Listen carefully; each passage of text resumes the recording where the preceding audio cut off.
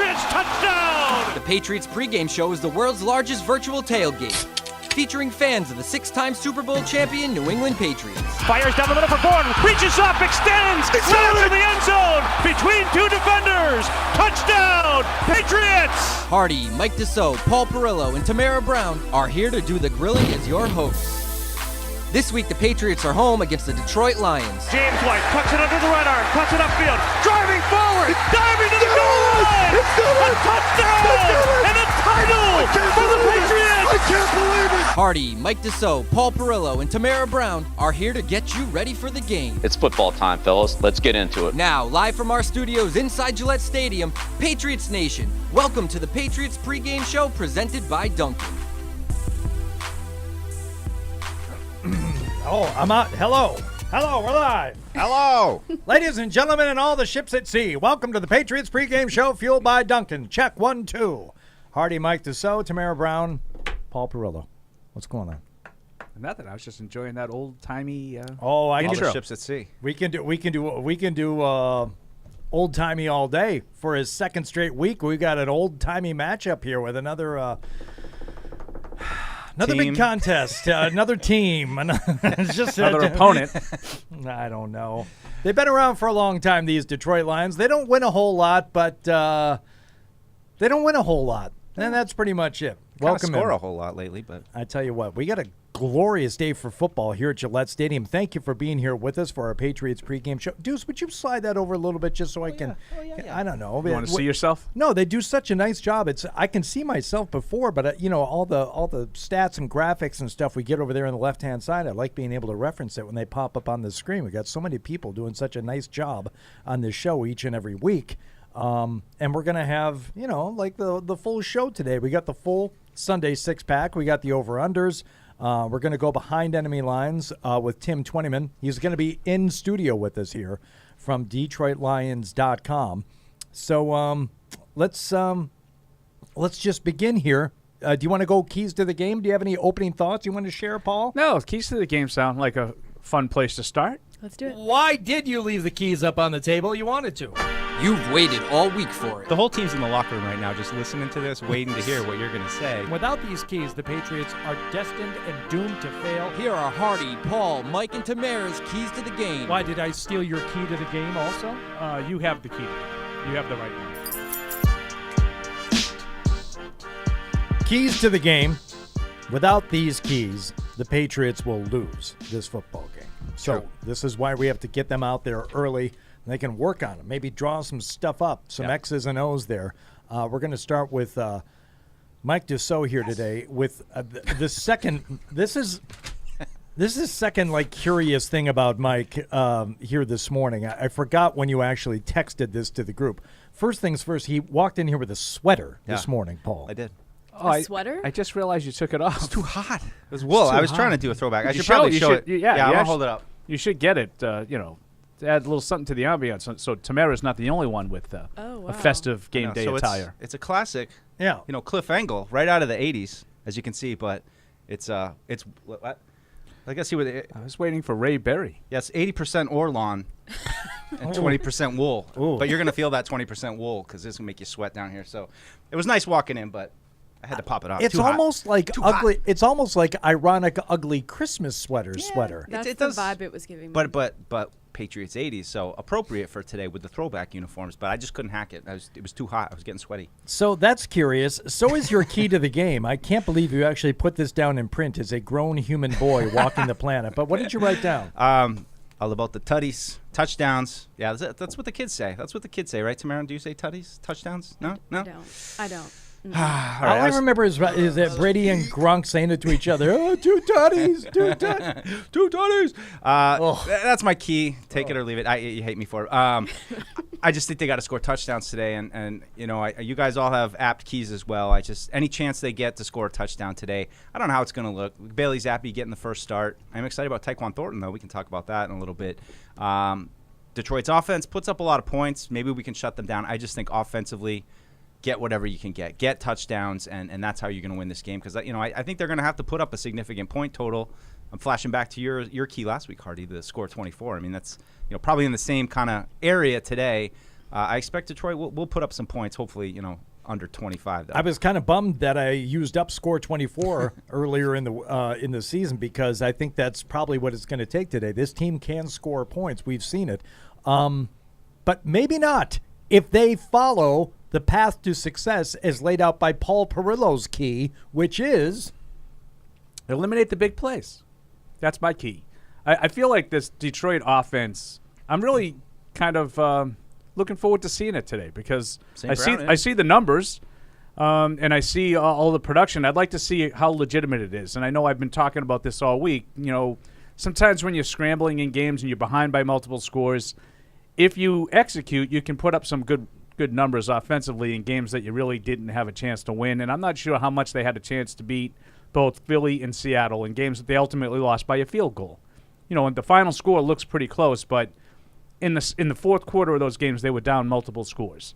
Generally, you don't win those games. So my guess is if you make them drive the length of the field and not get big chunk plays, they're going to be hard-pressed to put 35 on the board that they have been. Yep. So eliminate the big plays and make them earn it. Yeah, and some of those big plays that Detroit has been getting, I think you can eliminate them. I was going back and, I was watching film, As you do. T.J. Hawkinson gets some big plays for Detroit, right? Mm-hmm. He's a tight end that they actually throw the ball to. Imagine that. I don't view him as unstoppable. He's one of these kind of like gangly, kind of slow, like lumbering tight end types. It's like you can stop that guy. You can stop him from getting 15 yards after the catch. I think the Patriots defense, maybe not perfectly equipped right now, I think they can stop that guy. Jamal Adams might be a different story, and we'll get to that a little bit later. Jamal Williams. Excuse me.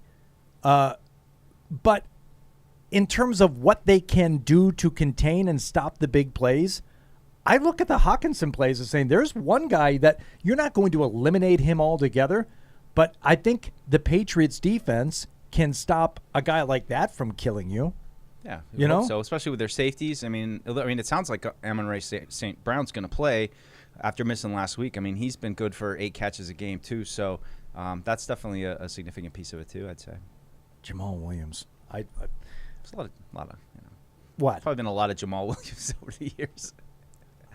like a lot of, I don't know. There's just like certain names. Like there's like how many Mike Williams are there in the world? Like how many Mike Williams have there been in the NFL? Like, well, there were multiple Mike Williams wide receivers at the same time. No, I'm like shaking my head because, I heard some reference to Barry last week after he had his third multiple touchdown game or something. That it was like not since I'm like, stop. Would you please stop with that? And he's a nice player. He's a good player. He can hurt the Patriots today. Don't say Barry. Big break not having to deal with Swift, though. Because I think Swift is the kind of back that gives the Patriots problems. Okay. He's more like Aaron Jones, whereas Jamal Williams is more like a power guy. Yeah. I think. Tamara, what's your key today? I've been waiting all day for this. What? For this key. Okay. Like, did you read it? Yeah. Read it. Say it out loud. Run the dang ball. Where's that from? Blindside. It's a blindside. It's a run the dang ball. It's a TikTok thing too. Very popular on the TikTok these days. You know what? That's one of my favorite movies. I've seen it twice. I've probably seen it 100 times. Okay, well, most movies I've seen 100 times. I've seen The Blind Side twice. But I felt like it was the perfect key for today's game. With the Lions defense ranked 30th in rushing defense, run the ball. Stop with, like the beginning of that clip from Sandra Bullock, stop with the trick plays, run the dang ball. I think that you don't really need to do anything fancy against this Lions defense. Sorry, Hardy, I know this is your team, but I know that they are scoring so much, but they're also allowing a lot of points as well. And I think this is going to be a time when you have Bailey Zappi, you can't really show the whole playbook. That's fine. I think that today conservative will work. Agreed. You know what stops me from watching The Blind Side more? You're blinded by the light off of Tamara's shirt? I know. It's Run the dang ball. Okay. That's going to be me in the press box. Run the dang ball. The little kid, what is he, CJ, AJ, RJ? RJ. Is it RJ? He's adorable. It's RJ. The teeth. His teeth are He's everywhere. a kid. Bad I teeth. know. And look, he's probably too young for braces, and my kids had the same thing going up for their braces, but I wouldn't have put him in a movie. I'm like, nobody wants to look at that. I can't look at that. It's cute. I just need pre-braces. and it's like low key throwback. Like she has a flip phone in that movie, like calling down to the coach from the seats. Sounds like what Paul was dealing with at the Fenwick game the other night with the other team. It's bad. Could you imagine if I Sandra Bullock got first of the all, coach we fired. called down to Matt Patricia, like, stop with the trick plays, run the dang ball. Could you imagine? Well, SJ. SJ, thank you. SJ. I did the RJ But- Bell. SJ. But to be SJ. fair, Matt Patricia is not calling the plays according to Bill, so. Oh, well, we're going to talk about that too. My key, what was my key? Ignore the roar. I'm sure it meant something to me when I texted it. I don't know. That's not better than Did mine. it though? Did it?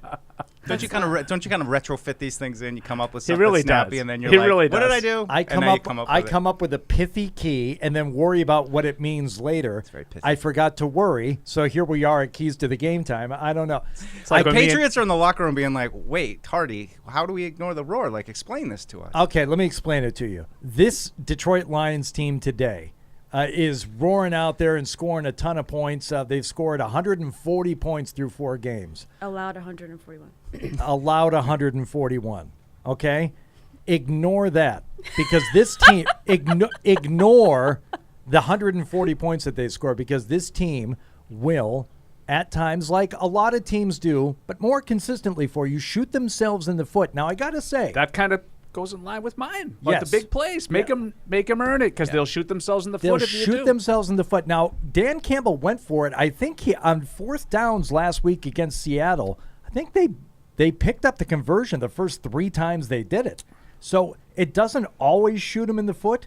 And I don't have an issue with the times they went for it on 4th. Now, if you want to go back to the week before, oh yeah, all kinds of issues. The Just Minnesota dumb. game, they cost them, right? Just dumb. Up, Like, what are you up doing? 10 in the 4th quarter, 4th and Yes, 6 from his yes. own 40, something like that. Yes. What are we doing, Deuce? Well, Deuce, we're trying to- we're palms try- up. What are we doing? We are trying to give the game I've away. never is what heard we're trying to do. What are we doing? What are you doing, guys? Okay, wait. man, what are you So doing? I've heard what are we doing, but I've never heard the palms up part. But that's a really nice touch. That's a what are That's we a doing? that's a Deuceism. He just I like, love he gives that. you- he gives Palms you one up. of What these are we all the time. doing? What are we doing? I hope I'm not doing any of that today. The palms Oh. up. Yes.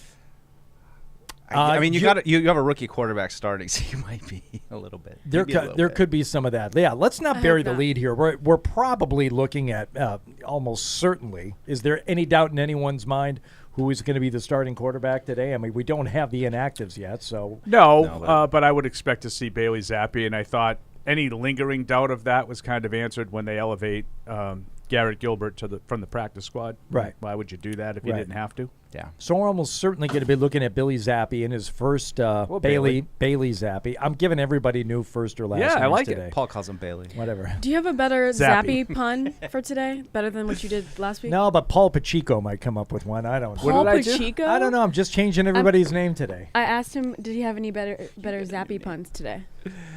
Nah, let's just go with Zappy Hour. Let's go. Bales. It's not bad.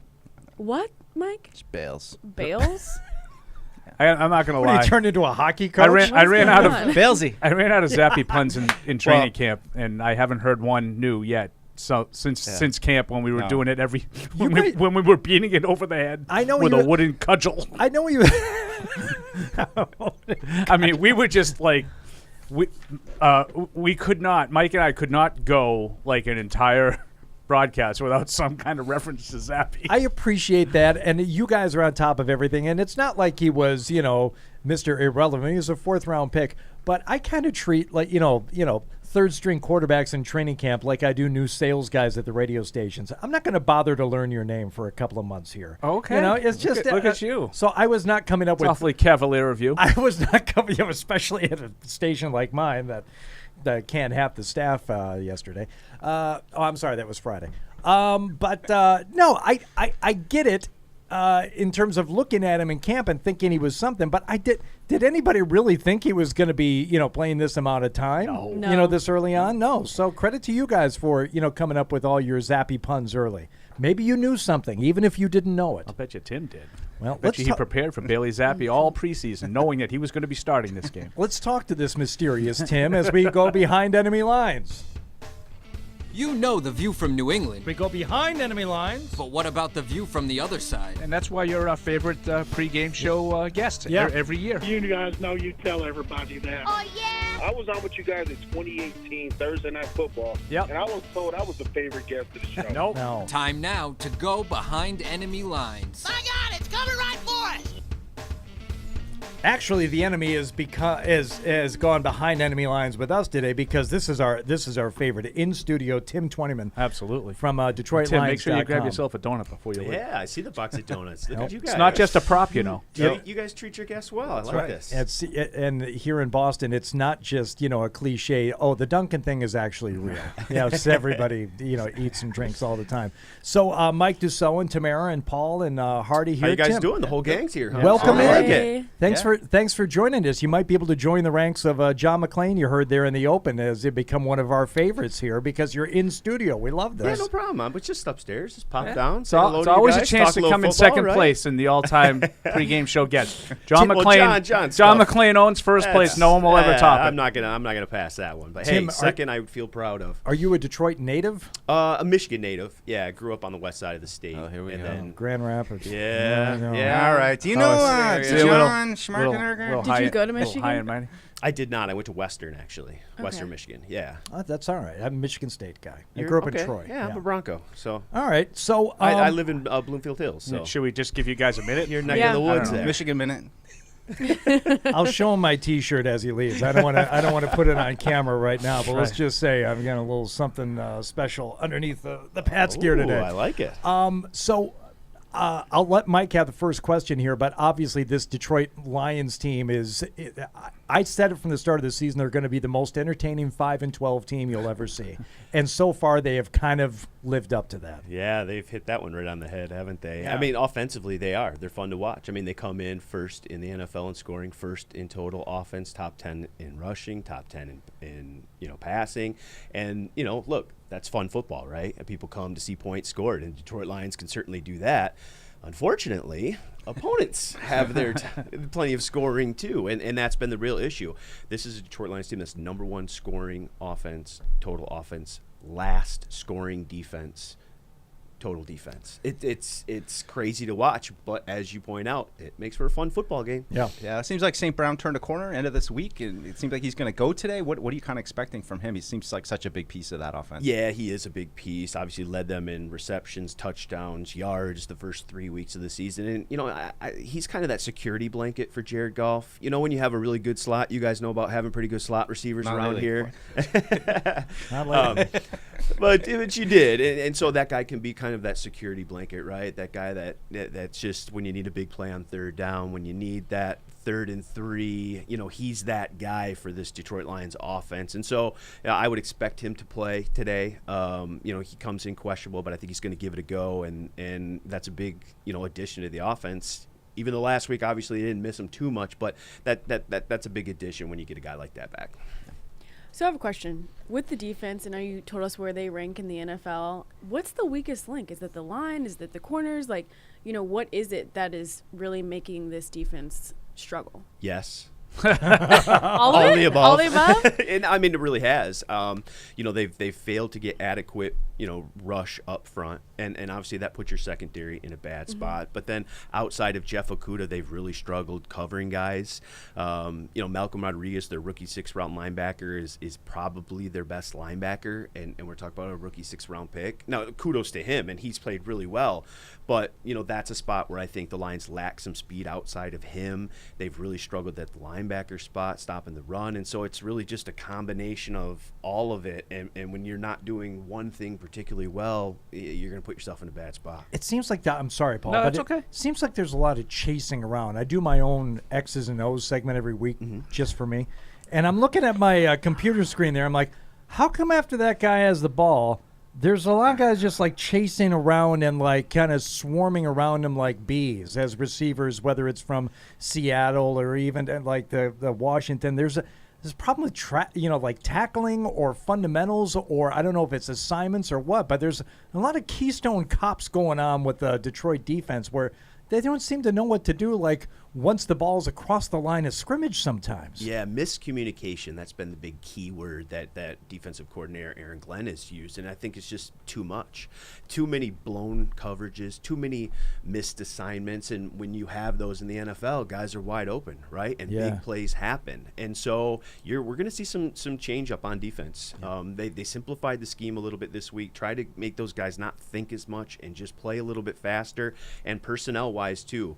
There are going to be some guys that are going to get an opportunity to play today. Maybe some guys that are regular guys in there that are going to be on the sideline. The Detroit Lions are looking for some answers on defense, and you guys are going to be the guinea pigs for our defense this week. Yeah, it'd be interesting with Zappe how much pressure they get on him. But offense, this is going to sound like a little silly question because you mentioned all the numbers they have offensively. I'm just wondering, have they been as good as that? Or is there been some element of they've been falling behind, chasing, and they're doing a good job of putting up some numbers down multiple scores late in games? No, they've been good. They've been in close games. They've actually led, in Minnesota. They were up that entire game. Week one, there's maybe a little element of that against Philadelphia. They never really got within 10, but they hung right there and were right with them the whole time. So it's just really Jared Goff has really been comfortable. I mean, this is an offensive line that was expected to be one of the top offensive lines in the league, and Taylor Decker's playing at a Pro Bowl level. Penei Sewell at right tackle's playing at a Pro Bowl level.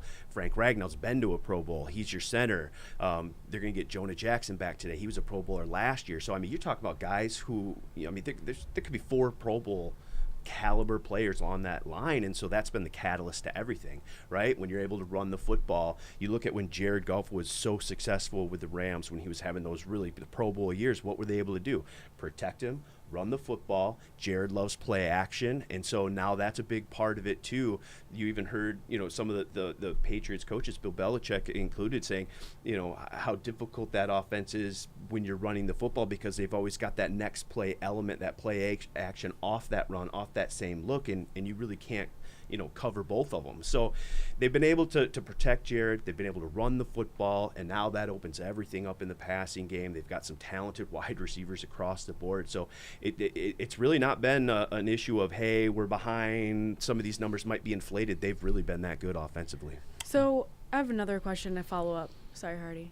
No, just go ahead. Jump jump the rotation. I don't care. So you said that the offensive line was expected to be good considering all the pieces that are there. Was the defense, kind of expected to be what it is right now, kind of like growing pains, or was it a different type of thing that you saw during training camp? Yeah, that was always going to be the big question mark. I think everybody knew that this offense was going to be pretty good, and that was the question mark. How good would this defense be? And if they could be, better than they were a year ago, this team would be better than they are. And that hasn't happened, obviously. I mean, you got Aiden Hutchinson with the number 2 overall pick, had the big game against Washington with 3 sacks, but he's been fairly quiet the other 3 games. And, that's somewhat expected from a rookie.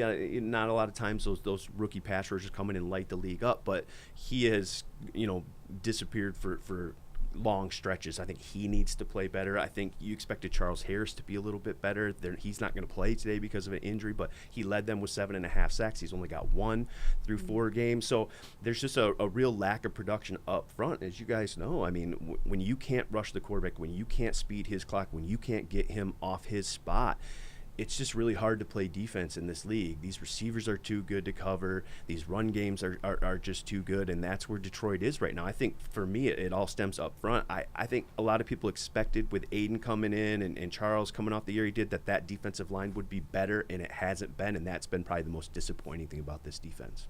Tim Twentyman from DetroitLions.com. How's Coach Campbell? Because That's good, Hardy.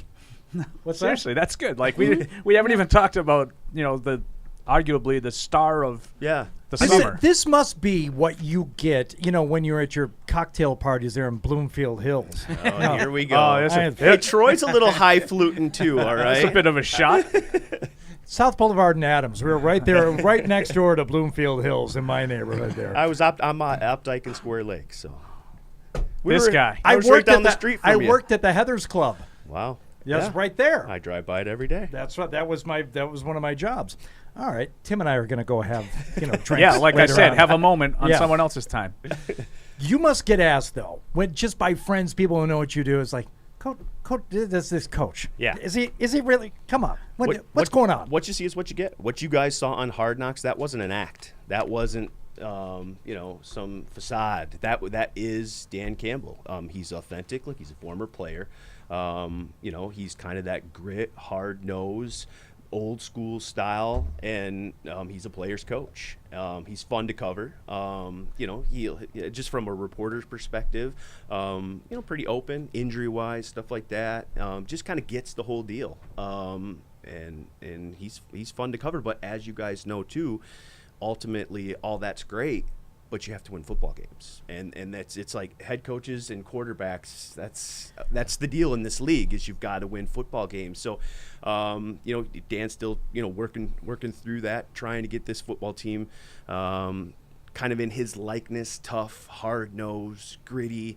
We see that they've stayed in football games. They're fun to watch, right? They're tough to beat, but they've got to be able to finish. And I think that's the biggest thing now, that they got to get over that hurdle and find a way to finish some of these football games. I'm going to pull a Tamara here. I just want to follow up quickly. Oh, I got to follow up too. Is that all right if I follow up after you? Yeah, that's fine. Oh my God. So, not even in here. Where Dan Campbell showed me something was after the Oxford High School shooting last year. And up until that point, all we had seen from him was, we're biting kneecaps and we're going to gnaw away at the tendons of your ankle bones, from here and other parts. He went up after that game where I believe they had tied maybe. They had, kind of snapped the winless streak, or it could have been after their first win. I don't know. I'm sure you do. But instead of talking about the game, he gave a very heartfelt, eloquent, poignant statement regarding the school shooting in the post game. I thought, oh, well, I still believe he is what he is, like you said, Tim, but this is a real dude worthy of some respect, the way he handled that situation, and that really showed me something. 100%, and that was the Oxford football team and parents and stuff were at that football game, and so he understands the moment. It's not just about football all the time, and like you said, biting kneecaps and all that stuff. Those are great sound bits, but that's not who Dan is. It's a little bit who he is, just from a grit, hard nose. We want to be tough. But he's not a dummy. No, he's not. He's very intelligent. Yeah. And he gets the whole perspective of what it means and how important it is to be an NFL football coach, and he doesn't take it for granted, if that makes sense. And so, he played for Detroit. He understands the history of Detroit, and he's talked about that, the SOL, the same old Lions, and all that kind of stuff, and getting past that. He understands the fan base and what they've been through. He sympathizes with it. He was a player there. He understands. And so there's much more beyond the kneecaps and all that stuff. He loves being in Detroit. He gets where the franchise has been and where it's trying to go, and very much wants to be a part of that process. Yeah, I had to ask you real quick. I loved Hard Knocks this year. I kind of gotten out of it. I really enjoyed it. Just what was it like for you as, a reporter, where you're watching practices, and then, you'll get in a week later, and then you'll kind of get an even bigger glimpse, like behind the curtain of what's really going on. What was it like for you, just, covering the team and getting that kind of behind the scenes access, like, a week later after you saw something happen? And did you see yourself? I was going to ask, did you get any effort to try to avoid it? Like literally a conscious effort. Where are these guys? Where are cameras? I'm going to be gone. First episode is me writing in my notes while Dan Campbell was doing the up downs. I didn't realize I was behind him on the up down, so I got like a whole minute of camera time. Me just sitting there. At least I looked important, like I was paying attention, writing in my notebook. 1, 2. I was probably writing while we're doing stretching. This is real fun. No, but the fun part about covering that for me was you obviously are watching practice, you're watching training camp, and you see a play, right?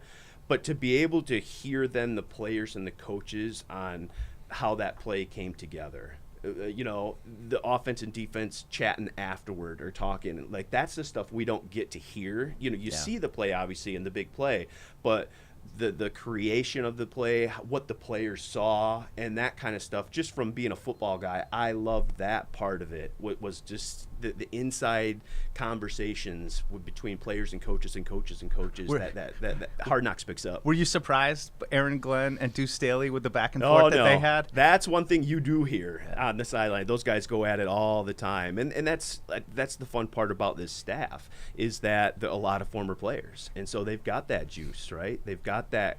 They know what it's like being out there. I think they live a little bit vicariously through their players, and the players love that. Again, that's all great, but it's got to start leading to some wins. Do you feel like they're close? Defensively, I think they've got some issues that they've really got to work out. I think they lack some speed at the linebacker position, which we talked about. They need some more on defense. I think offensively, I think Jared Goff is proving that he's not just a stopgap. That he can be a guy. I mean, he's only 28 years old. They've got some really young pieces: DeAndre Swift, St. Brown, who we talked about. Josh Reynolds, T.J. Hawkinson, the offensive lineman. I mean, offensively, this is a team that I think can turn the corner rather quickly. I mean, guys, if they're just an average defense, this is probably a 3-1 football team, possibly a 4-0 football team. If they're just an average defense. And so they've got some issues. You mean can hold an opponent to less than 48 points? Yeah, less than, in a weak opponent too. Like that's Seattle shouldn't be putting up 48 on anybody. I mean, it's crazy. They're averaging 35 points a game offensively, but they're allowing 35.3. Right. I can't make it up. So to answer your question, I think offensively you feel like, boy, they can turn it around real quickly if they can just figure out some things on defense, because, boy, they can score points. You got a score prediction for today? Rookie quarterback. And we actually coached Bailey Zappi in the Senior Bowl. You guys don't know about the Senior Bowl. That's for, you guys don't. No, I know that Dan talked about it during the week. I saw that. Yeah, and so, they got a little glimpse of him there. I just think it's tough. We've talked about how this defense has struggled, but I still. If you don't want to write it out, you probably wrote it for DetroitLions.com. I can look it up. I'm gonna go 34-31, and I like Detroit on the road here. I do. Even with that defense, it's just that defense must be wretched if they think they're going to go 31 to this offense. That's unreal. Yeah, guys, it's been bad. It's been bad. This could be a fun game. I think like Zappi just like throwing the Zolak shoot, the 6-shooter. This could be awesome. I mean, wasn't he 10 of 15 for 99 and a touchdown? Oh, I mean, yeah. They ran the ball every play. Did they? Like if they could just get in the way against the run and make him throw, I got to think they're going to have a hard time. Wow. Sustaining offense. He did very little offensively, but they ran the ball right down Green Bay's throat the whole game. Yeah. I'd be shocked if it's a low-scoring game because I haven't seen one yet from the Detroit Lions. So Lions looking to, and I don't mean this in a dismissive or placating way, but looking for small victories. I think the Patriots are another team that are looking for small victories. That their performance in Green Bay last week. There are no moral victories, but we took a lot out of it. For a team that, was the 2008 preseason champs at 4-0. The Detroit Lions have a chance to make a bit of a statement and get, a win on the road here today. That would be a small victory for a team that is underperformed with a record of 1-3. So teams like that are dangerous, that are just looking for wins like this on the schedule. It is. That could spur something on. It's like, hey, we went into, I don't care that it was Bailey Zappi. You went into Gillette Stadium and beat Bill Belichick's coached New England Patriots. And if Campbell is saying something like that to his team in the locker room right now or in an hour from now before they head out, that's a dangerous team. Yeah, both teams can extend their season at 2-3. At 1-4, it's probably done. And Dan Campbell has yet to win on the road too. So they're still looking to win on the road in the Dan Campbell era. And Detroit's got a bye next week. And as you guys know, you want to feel pretty good going in that bye. You're at 1-4, and you're. It's making me more worried about this game. After another loss, I mean, boy, that's a long 2 weeks. And so I think there's a lot on the line for Detroit. I think you said it great. Your season's still live at 2-3. You feel pretty good going in the bye. Then you've got Dallas, Miami, and Green Bay. So you've got a tough stretch. So they've got to look at this one and be like, boy, we got to get this one if we're going to salvage our season. So there's a lot on the line on this one. Two teams that are 1-3 and need to be 2-3. Tim, we appreciate the time. Thank you so much. You and I will get together later. We'll talk all things Oakland County. Sounds good. Avondale High School, and, all that stuff. Right there. Wow. I'm not kissing his ass. He lives 2 miles from where I grew up, Morel. So hey, you don't have to take this. Us Detroit guys we'll stay together. Hansel. Maybe you can take him back to Detroit with you. All right, guys. I enjoyed being on. Thank you. Appreciate it, Tim. Thank you. Oh, we could talk conies. Are we breaking? I don't know. Are we breaking? Should we break? I think we should. Let's break. Okay, let's break. Before we do, we want to thank Dom's, now the official steak tip of the New England Patriots. We don't know what those are in Detroit. I found out what steak tips were once I got here. Dominate the grill this season with a Tailgate Box subscription. Visit domsausage.com to choose your plan and get a curated box full of quality meats delivered to your doorstep, ready to grill for the game. You will be the MVP of the tailgate season. From the Yokers Company offers New England's leading schools and businesses technologically advanced and easy-to-use interactive displays, providing enhanced collaboration and improved student outcomes in the classroom, and an easy way to foster communication and teamwork in any business environment. Available in multiple sizes, TouchView also offers a built-in VC, allowing for easy use through video conference systems. For more information, visit okers.com. Get in on the action with DraftKings, the official daily fantasy partner of the New England Patriots. New customers can download the DraftKings app now and play free for millions in prizes using code PATS. That's code PATS, only at DraftKings. Minimum $5 deposit required. Eligibility restrictions apply. See DraftKings.com for details. Verizon, the network America relies on, and the official 5G network of the New England Patriots. Patriot Place is the region's #1 shopping, dining, and entertainment destination. Shop your favorites, including Vineyard Vines, Express, Olympia Sports, Petco, and more. Enjoy dining at one of our 19 restaurants, including 6 String Grill and Stage, Scorpion Bar, and Bar Louie. And don't forget about the entertainment. Explore your inner artist at Muse Paint Bar, watch a movie at Showcase Cinema Deluxe, or grab a controller and start gaming at Helix Esports. For a complete directory listing, please visit patriot-place.com. In sports, if you think joy only happens after you win, think again.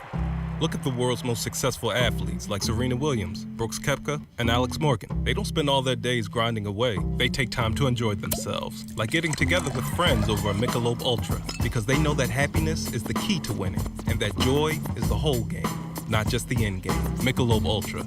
95 calories, 2.6 grams of carbs. It's only worth it if you enjoy it. Enjoy responsibly. AB Michelob Ultra Light Beer, St. Louis, Missouri. Join the conversation by calling the Ace Ticket hotline at 855-PATS-500 or email the show at webradio@patriots.com. Well, it's kind of ironic. Her key is be present. She's not. She's not present right now. Oh, my God. Live from our studios inside Gillette Stadium, here's Hardy. Hey, Patriots fans, it's always game on with Dunkin', which is why grabbing a coffee is the most important game day ritual. Because the best call for football is Dunkin', the official coffee of the New England Patriots. America runs on Dunkin'. How things change in life.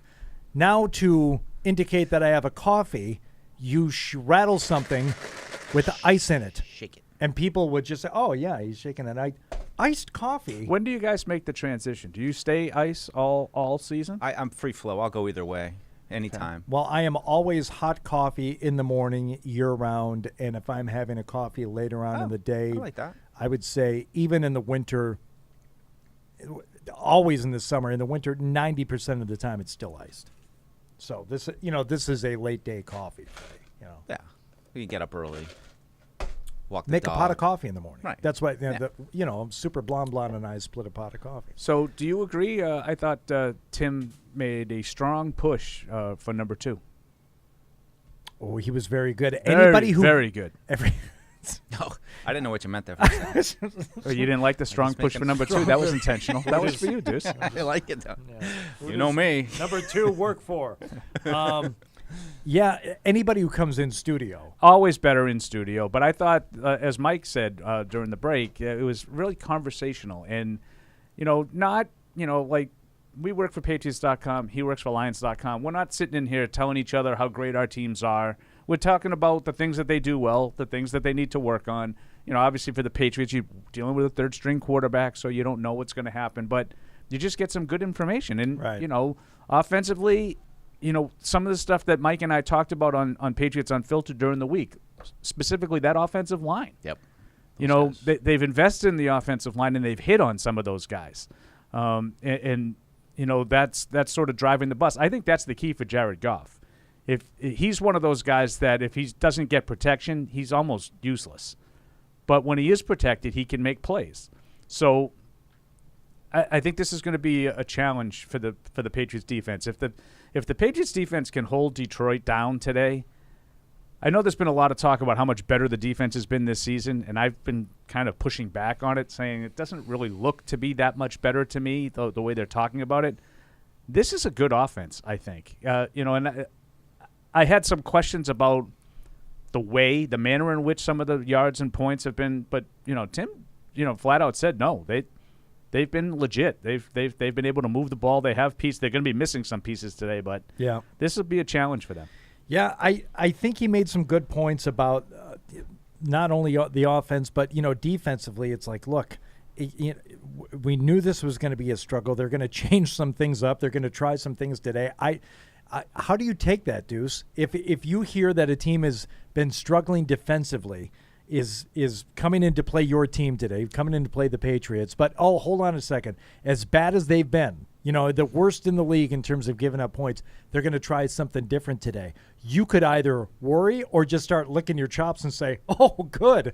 Yeah, try – don't continue to don't try and improve on what you're bad at. Why don't you change it at this point? Because either way, it could benefit the Patriots. Yeah, well, I mean, and everything you said is right. And then you realize, well, the Patriots are starting a rookie quarterback today. So that, in any other game, you'd be looking at this situation as the Patriots offense should be able to move the ball against these guys. But Bailey Zappi, getting his first start is a little bit of a field leveler there.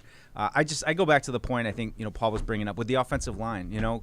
Without Lawrence Guy, can the Patriots run defense stop this rushing attack? Because I think that's where it all starts for them up front, getting the ball going on the ground, keeping him in, being able to tap play action and all the things that he does well. So, along the line of scrimmage, those guys are all healthy. He mentioned the three, the center and the two tackles, 3 first-round picks. Not going to see Dan Skipper in there at guard after he was, here with the Patriots a few years ago as a backup tackle.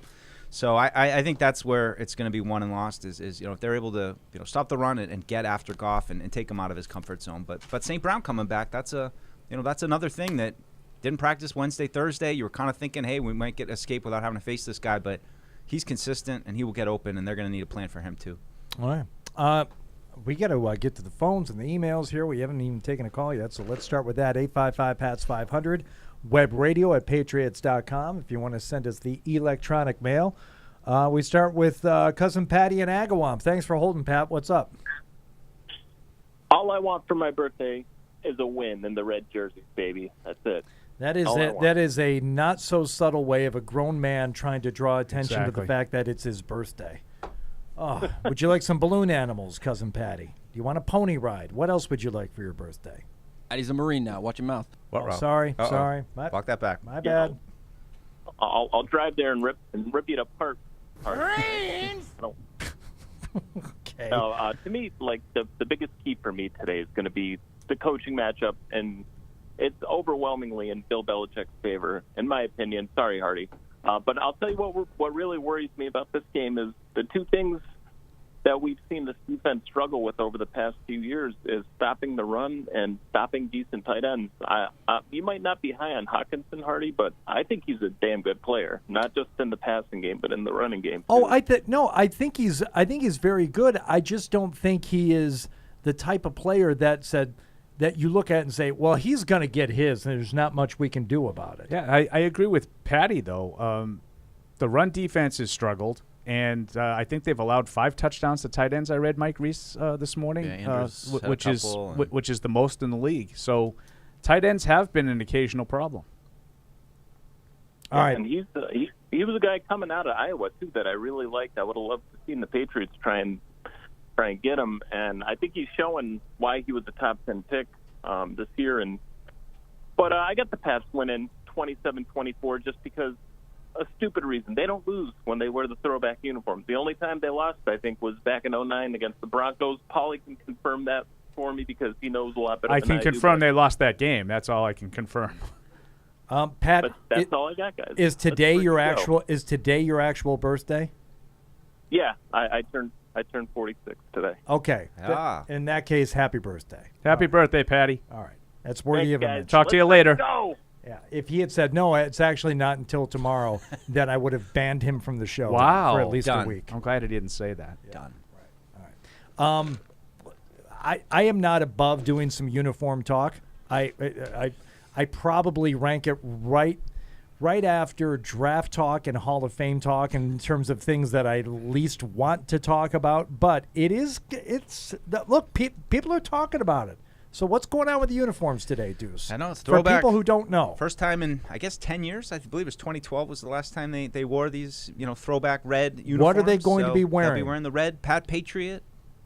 Original, I guess, 80s that they wore from, I think, 82 to 92 was the range. Something like that. Of these. So, yeah, I had to say I'm a little bit disappointed that the Lions aren't wearing some throwbacks, too. It feels weird to me. One team's wearing throwbacks and the other team's wearing their modern ones. I'd like to see them in some throwback Honolulu blue, too. You have the inactives there for us, I Tamara. What do you got for us? Obviously, Lawrence Guy, DeMarcus Mitchell, Mac Jones, Jonnu Smith, Josh Bledsoe, Sean Wade, Pierre Strong. You ain't playing, guy. So Jonnu Smith had been back on the practice field, I believe, Yep. Wednesday, Thursday, Friday. Yeah, it was limited. I guess the interesting one to me is Mills. If Mills is going to play, so that's he's not on there. That's a good sign. Okay. He would miss practice I think once this week, so I think maybe it was just Friday he wasn't out there, but trying to get that hamstring right. So that's a good boost. I mean, if they're gonna have St. Brown out there, you'd love to have all your cornerbacks, and I think Mills is a solid tackler and a guy you definitely want out there today. All right. Yeah. So we're going to break. No. Okay. I was just going to say DeMarcus Mitchell, Lawrence Guy. Those are not surprises. Yeah. And in case you have been missing all Patriots news this week, Brian Hoyer is on the IR, so he's not going to be with us for at least 4. Is it 4 games or 4 weeks? It's 4 games. You have 4 to miss games. 4 games. Okay. So, but Mac Jones was the one. Well, you didn't really know. Now we know. Well, let's talk about Taekwon Thornton coming back too. I think That's that's so a big exciting. that's a big piece, and that was last night. He was exciting to watch this summer. I mean, I think everybody was a little bit, who is this guy? Did they overdraft him? I know he's really fast, but he was outstanding, all summer. He just seemed to continue to get better. Really good catching the ball, tracking the ball over his shoulder. Showed that speed that he ran in the testing, and it translated to quickness too. I felt like, even though he's tall and kind of lanky, he's able to move, pretty quick, and they've had him running over the middle. So I'm just, curious if he's active today. If they try to get him involved, do they trust Zappe to maybe take some shots down the field to him? Might they have to if Detroit starts putting some points up? Are they going to have to, if they do get into a game like that where we have to throw it, we're behind a little bit. Real interesting just to see how they kind of work him. I wouldn't expect him to be out there every snap or anything like that. I certainly hope they aren't doing what got him injured, marching him into the middle of the line and asking him to block. But I think it's probably a good chance to get him a few snaps out there and, just see some of that speed. I hope the fans who haven't seen him, didn't get a chance to see him this summer, get a chance to see that this is another rookie that they should be excited about. Yeah, I'm concerned that they probably won't use a ton of him. I mean, No. he might be out there as a decoy. But I think for the most part, I wouldn't be surprised if they are conservative again with Bailey Zappe, just considering how weak this Lions defense is. I don't want to say bad. Well, it's like how do you walk the line between we feel like there are some things we can attack here and exploit, but we also have a quarterback that we want to manage, and we don't want to say, hey, they're secondary suspect. Let's go down the field and try to hit it, and then all of a sudden he throws an interception on the first possession or two, and now you're behind, and now you really got to throw, and you want to try to manage it, but I think to some extent it's I don't want to say play down to their level, but I think that Detroit is comfortable playing fast and loose. They, we're going to score. You score on us. They're not going to blink. Like, they've been in games back and forth, shootout. They don't care. So I think if you can, limit them a little bit, put them in a game where they're not scoring a ton, and it challenges them to be outside of the framework that they've kind of been comfortable with these first 4 games, that, maybe you can get them in a situation where, hey, this is a low-scoring game. You're going to have to take the underneath passes. You're going to have to grind out yards on the ground. If the Patriots can make it that kind of game, I think it's good for the Patriots.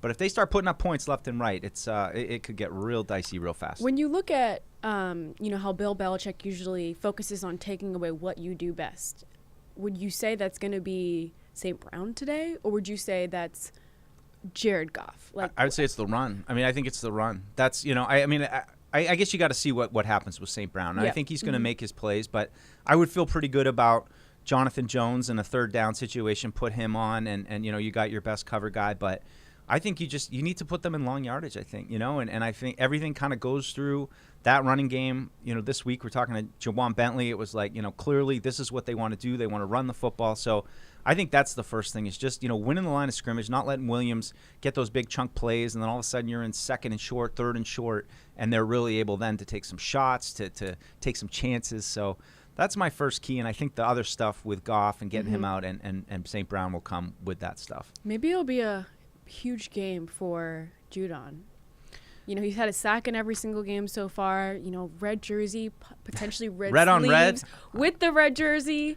I'm hoping to see him continue to do better. I know, obviously last year we saw him start out super strong and then kind of filter off towards the end of the season. So I'm hoping that this momentum keeps going for him. For sure. And I think, again, go back to stop the run, third and long. Now it's a chance. Hey, Barmore. Hey, Judon. Go get Jared Goff. I think that would feed into his game too. The Lions inactives also. DeAndre Swift. Yep. Weren't looking for him anyway. Defensive lineman Harrison Kaminsky. Safety Juju Hughes. I guess Amani, is it Oruwariye? Oh, we should let Paul say that one. He's an expert at Oruwariye. Yea. Oruwariye. It's Oruwariye. He is. He's good. You got a sound drop of. So he's the healthy scratch at corner. Which I guess he's not been playing well. No shock to anyone looking at the Lions this year and wondering how are they doing defensively though. Yeah, but how's the secondary really? How bad could it be? So Amani being a healthy scratch day, I guess, is the surprise. You know what, Hardy? Just one other thing I wanted to mention. I forgot to bring up. Some of the talk this week about switching things up on defense was about moving Aiden Hutchinson around a little bit more. Yeah, and some of the issues the Patriots have had at right tackle. Is Marcus Cannon going to get the start today? You're kind of waiting for warm-ups to start, and then somebody will, put out what the line looks like in those reps. But, we know Isaiah Wynn's got a bunch of penalties and, has had some mental breakdowns as well. So, do they move to Marcus Cannon? Is Aiden Hutchinson over on the offensive right side now? And do they try to, maybe if it's Wynn, do they try to attack that matchup? I think that's one. Maybe in terms of tweaks, that could be one that they play with a little bit. Yeah, I was reading up on Hutchinson, and obviously, he holds 3 of the Lions' 7 overall team sacks, but those 3 came against a really weak offensive line. And ever since then, he hasn't been able to be as productive. Yeah. And so that's why today, when you look at the Patriots' offensive line who's had their struggles, this could be a game where potentially he plays a little better than he has the last 2 or 3 games. I think he's a Michigan guy, too, Aiden Hutchinson. He is. Michigan through and through. Go Blue. Let's go to the phones here. We'll go to Billy in Kentucky on the Patriots Pregame Show, fueled by Dunkin. Billy, what's up? Hey, man. How's it going, guys? Good. Thanks for calling in. What do you got for us? I just wanted to say I'm glad they're wearing the old throwback uniforms, man. When I was 8-year-old, I was always a Bengals fan down here in Kentucky. And the first time I ever saw Patriot Pat was Steve Grogan playing at Cincinnati. And I was with my uncles, and we were all watching the ball game, and I was like, hey, who's that team there? And my uncle said, hey, that's the Patriots. Been a Patriot fan ever since I was 8-year-old. So, I mean. All from Pat Patriot. Wow. All from Pat Patriot. How about that? I've been a Patriots fan since Steve Grogan, John Hanna, all the good guys, Russ Francis. Excellent. Yeah. But I was wanting to say, I think that if Zappe has the chance today, and if they can protect him, what do you guys think would be his chance of actually pulling a Tom Brady on a Drew Bledsoe, of him looking good and maybe getting the starting spot? Because I've never seen a guy be able to up the running game like he did. The way he handed the ball to the back, it was amazing, because it was like our running game automatically just came alive. He ran to the running back to make for the running back to hit the hole. Well, and I thought that was really impressive. Yep. You know what, Billy? I appreciate the call. Thanks for checking in. I will say this. Number one, there were some times when Zappe was handing the ball off where I did not think it looked great. Full arm extension, not knowing exactly where. He's hardly had any reps. I mean, he wasn't getting a ton, so I don't expect him to be perfect. But I also like to give credit where it's due. And let's give credit to the running backs who the second that forget about Hoyer going out. They knew they were going to have a heavy workload anyway, but as soon as Hoyer goes out, they know, okay, this is going to be on us today. So while I think it's very kind of you, Billy, to give credit to Zappe for handing the ball off well, let's give credit to the running backs who knew they were going to have a big day ahead of them. That day got bigger, and they came through. They had a good day. Yeah, I mean, I think Zappe was fine. I mean, he didn't, lose them the game last week. He, managed the ball fairly well, had one turnover. I mean, this is the week where I feel like you'll really actually be able to maybe judge him a little bit as a player because he's had all week. He's had all the starting reps. They know he's going to be the guy. So anything they can do with him, they're probably going to bust it out in this game. But, I just go back to anybody who watched practice this summer. Like, he got a lot of reps. There wasn't a lot of moments where, oh, wow, he's great at this. I mean, he looked like a rookie quarterback. He did not look as good as Mac Jones did last year or this year. So one performance in relief as a rookie, I find hard to make that leap at this point. He has an opportunity today, and certainly it's a weak defense. So, if there's a chance that he goes out there and he throws for 300 yards and they trust him and they feel like he's, then we might actually have something to talk about. But at this point, to me, it just feels like there's no chance that anything he's done points towards a trajectory of overtaking Mac Jones anytime soon. Yeah, I think it's a little bit too early. But I do want to talk about Jacoby Myers being back. I don't know if you guys talked about this while we had to run away, but he's back, and I think that could be helpful for Zappe as well, having that reliable guy out there. Obviously that was Mac Jones' go-to target, but I think that he can be hopefully a place of comfort for Bailey Zappe as well. Yeah, we saw him kind of jog through the locker room on Friday, and we're like, oh, it looks like Jacoby's going to be back. And I should take it back. I kind of made a little joke there when Tim was talking about the Lions having a reliable slot receiver. And I mean, certainly Jacoby Myers has, proven to be that. And it's great to have him back. And that's a player too with Zappe. If he's got to throw it a little bit, it's this, these are the kind of routes you need this guy, on a gotta-have-it moment, 3rd and 4, 3rd and 5. We know how good Jacoby Myers is in those situations. So just a big boost to them, and we'll see. We'll see how active he is today and how many catches. How are they going to divide up all the wide receiver, reps? I mean, Lil Jordan, Jacoby, Nelson, Kendrick Bourne, Parker, the whole. So 6 guys. It's a lot to figure out, but wow, we'll see. We'll see how they divide it up today. Billy in Kentucky had a bit of a Zach Galifianakis in the campaign kind of twang to his voice. I saw that Pat Patriot, I was like, what? And then that one pug looks at the other pug and he's like, what? I liked it. Paul would have enjoyed that one. Yeah. Paul would have enjoyed that one. Does he enjoy that movie? No. I think just the handoffs thing. That's right in Paul's wheelhouse. Zappe's handoffs, it kind of made me think that's how I would look trying to, I don't want this thing. Here, take it. I got to get all the way to there to give him the ball. Look at all those guys coming. Here, take this. Take this and do something with it. I can't do anything with it. You take it. It did look a little hairy on a couple of those ones. Yeah. Let's go to Tony in Canada on the Patriots Pregame Show, fueled by Dunkin. Tony, what's up? Hi, guys. How you doing? Good. I guess I'm going to be negative today. Okay. But when I heard Brian Hoyer went on the injured reserve, I thought that's the end of our playoff chances. Because I remember at the beginning of the year, everyone was talking about how Patriots had a tough schedule, but they had that kind of those games in between, those 7 games that if we can go on a streak, we can, do what we did last year and possibly make our way into the playoffs. And when I heard Brian Hoyer wasn't playing and is going to miss the next 4 games, I thought to go on a winning streak with Zappe, it's going to be very, very, very, very tough. So tell me if I'm wrong, and do we really think the Patriots are going to go on a winning streak and make the playoffs, knowing that, and I don't know, regarding Mac Jones, he didn't have surgery. So any news on Mac Jones, I don't see him coming back in the next 2 or 3 games either. Okay. So I'll hang up and like to listen to what you guys have to say. Thanks. Appreciate it, Tony. Let me just start by saying, I don't think, I won't even start with a win streak. Let's just go from Brian Hoyer to Bailey Zappe. I don't think there's that much difference in terms of your win-loss probability between those two. And this is what you may not really like, Tony. I don't know that the win-loss probability is all that different going from Mac Jones to Bailey Zappe based on the way Mac was playing. So to say once Hoyer goes out, there go our playoff chances. Think about what you just said. Really? And I'm not saying Hoyer sucks and Zappy's great or anything like that. I'm just saying, based on the way the offense was running through the first 3 games, the difference is close to negligible. And I do think when Mac is ready, it'll be Mac. He's coming back. He's not going to get, he's not going to lose his job to Bailey Zappi anytime soon.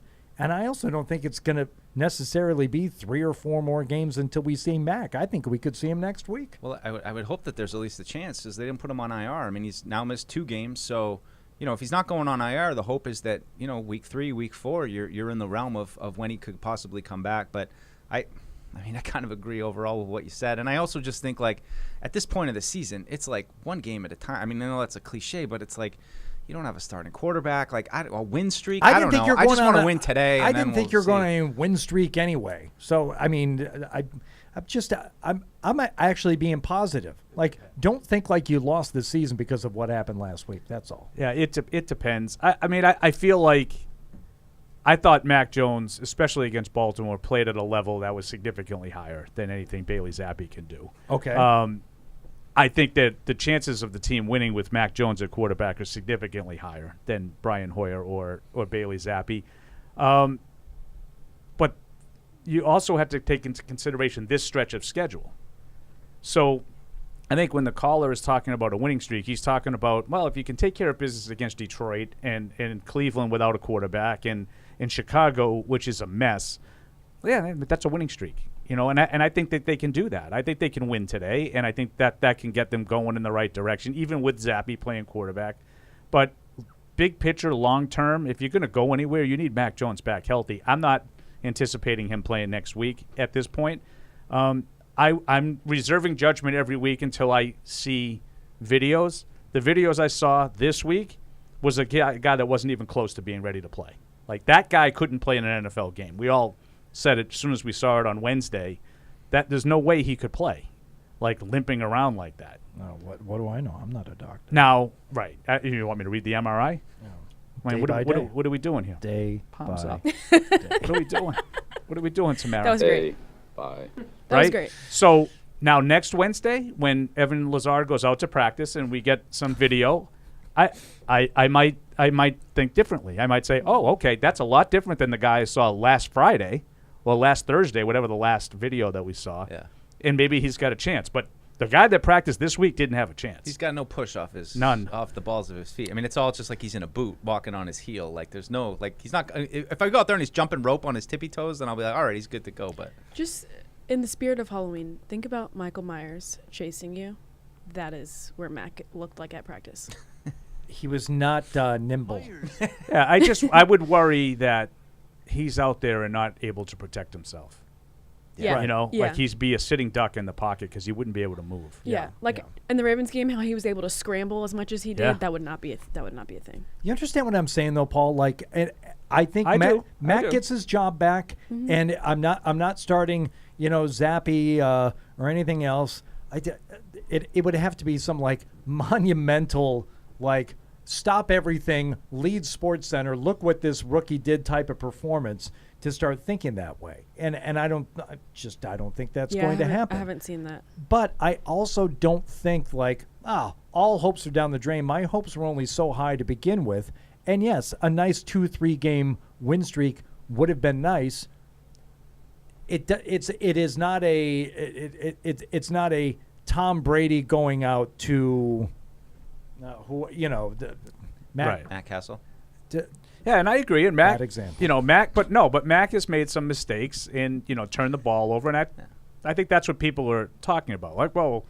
He was turning the ball over anyway. So what have we lost? Well, I think people aren't considering the plays that he made to put 26 points on the board against Baltimore.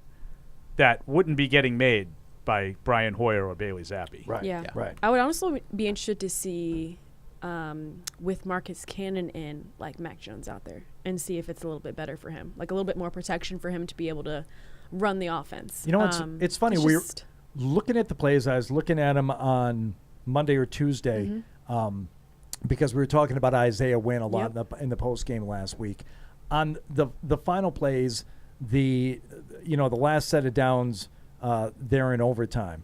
when they ran the ball and picked up 5 yards on first and then ran it again on 2nd and 5. It was pointed out, he's like, Wynn got a pancake block on that 2nd and 5. He actually, and in that final series, now it's one set of downs, and it's nothing to change your opinion on. If you think Isaiah Wynn was a problem last week, I'm not going to argue that, but it's not a complete disaster, and it's not something It's the age-old thing with offensive linemen. Like, you get beat once or twice, and that's your takeaway. And he struggled badly on some plays. He had some really good plays, too. Really good plays. Yeah. He did. I They guess all do. the ones that his bad plays have ended up with Yes. players getting injured. So, like, that's why it's so bad. Right. Yeah, and the penalties, the pre-snap stuff. I mean, he's like false starts. I mean, and that's well, it was strange, right? That had Calais Campbell when Matt got injured. I don't hear people saying that they need to get him out of the game, right? But this is what I mean. Like, they all have good play. Offensive linemen play every play, and they're going to have some really good play, and they're going to have some not so good play. And unfortunately, like Tamara said, when Wynn has had his bad plays, they've been really in the spotlight because the quarterbacks have been getting lit up. You can't have that. And I'm the poster child for recognizing an offensive lineman only when he has a play blow me up too. in his face. Totally, I'm totally guilty of that. Right. Even when my son, that's all I talked about yesterday. Like, my son played a great game yesterday at guard. Got that one, though. The second play of the game, he totally whiffed on his guy. It's the first thing I said to him. Oh, that's nice of you, and that's good. I go, geez, you might want to get a hand on that guy the next time. Solid parenting there. You know He what? knows. If Paul It's from Perillo's your love. father, you're used to it. It's been every day of your I life. talked to him a lot about all the good plays that he made yesterday. But what was the first one you mentioned? No, I laughed with him. Okay. I said I don't think you missed a block the whole game except for the second play of the game. Well, that's when you play so good that you can highlight He did. the bad He- one. he had as a in, really- like, that one. He don't played worry about really, that. really well yesterday. But that's what I'm saying. Maybe we should have him on the even when postgame you show play and ask really him a well. little bit about it this afternoon. Yeah, Talk he'll to tell him you. tonight. Yeah, he'll be around. What's it like? What's Dad like after a loss? As long as my kids are healthy, I really don't care. I got to be honest with you. Probably so much nicer, and like it would be disappointing. Way more than you think. It'd be disappointing to find out how great a dad Paul is. That's what I think. I have to share this one because Paul was like texting me about how well his older son Will played on special teams. He's really excited, made a couple plays, and what I wanted to text him back was, well, on the ride home, did you tell him how special teams really aren't that important? And they should probably just play a sophomore. We've had that talk. We've had that talk. I call him Slater. No one brags more about his kids than Paul, but in a completely different way than you'd ever think. Yeah, in like an enjoyable and acceptable way. Most people bragging about their kids up to 5 seconds, and I'm like, oh, shut up. It's never about what they do. It's just about the teams. Yeah, it's good. Now look at him here. Here he is on the sideline. Yeah, there he is. Who's that? Speaking of special teams, one random thought for today. I just pulled up Leonard in Florida. Is it going to be a quick random thought, or is it going to be something that... Okay, we can wait. Okay, thank you. Leonard in Florida. What's up, Flip's Leonard? Quick random thought. Yeah. I do not think that we stand a chance. I think today we're all over the place right now. We're missing too much. Our offensive line looks like it's just completely shambles. You know what I mean? And I hope that this kid can come in and completely amaze everybody. So at least at the end of the day, he's worth some trade value. And hopefully we don't trade that away when we get that at the end of the year. Let me re-ask Paul's question to you, Leonard. You don't stand a chance today? Today or like big picture? Today. Okay. Today. I just don't think we can stop anybody right now. I think we got some injuries, and on both sides of the ball we got some. You're missing Lawrence Guy. It's tough. I've been a long-time Patriots fan. I hate admitting losses, and this is the one that's just like we got too much going against us. Right. I'm hoping we can outcoach him. I don't know what Leonard. the hell. The quarterback is enormous. Like, I understand when you're missing your starting quarterback, that's hard. But what else are they missing? Leonard, everybody else is coming back. Jalen Mills is active. Jacoby Myers is active. Taekwon Thornton. Leonard, and you got Taekwon Thornton in the lineup. I've been watching the Lions for 40 years. You've got a chance today. You've got a real good chance of beating this team today. Yeah, I mean, I'm going to owe Fred a big-time apology when the game is over if Detroit wins this game, because I don't think there's, no chance that Detroit could win. I think it's going to be close, but I really think this is a game the Patriots should win. You should beat the Detroit Lions at home, even with your third-string quarterback. Yes. Yeah. It's the worst defense in football. Yes. And so your coaching should be able to allow you to score some points. That's. I mean, Leonard, thank you for the call. Please call back every week. I like post-game. different views. Yeah, but also when you say, "I hope we can win the coaching matchup." Yeah, that's a little tough. And I like Dan Campbell. I think they got something going in Detroit. You're winning the coaching matchup today. I'm telling you right now. Unless it's up downs, and then it might get close. Yeah, don't worry about that. What was your quick point there, Tamara? Special teams. I have to have a quick hair flip before I get started. Just kidding. All right. Know what that hair means. flip. I don't either. Hair flip. Palms up. Obvious Hey, reasons. Come on. Okay, obvious reasons. That's a good point, Paul. Yeah. Also, I didn't know you were 40, Hardy. You didn't know I was 40? No, when you said you've been watching the Lions for 40 years. Yeah, I started when I was 11 watching the Lions. So you're Do the math. Quick math. How old am I? Not till 11. How old did you think I was? I don't know. Okay, I'm 51. Wow. You look good. Thank you. Not like me. Old Man River. That's right. Paul's 52. Deuce is 26. I'm 50. I'm 54. Plus 20. 54. Because how old are you, Deuce? I'm the same age as what was our caller? That's having her birthday today. Is that 44? 6? 46? Yeah. All right. Go ahead. Special teams. What do you got? Mike brought up special teams, and Paul's son playing well on special teams made me think of the Lions' special team issues, more specifically the kicker. Yeah. What's going on there, Hardy? Yeah. I think he's back. Like, do we have the inactives? The starting kicker's back, right? What's going on there?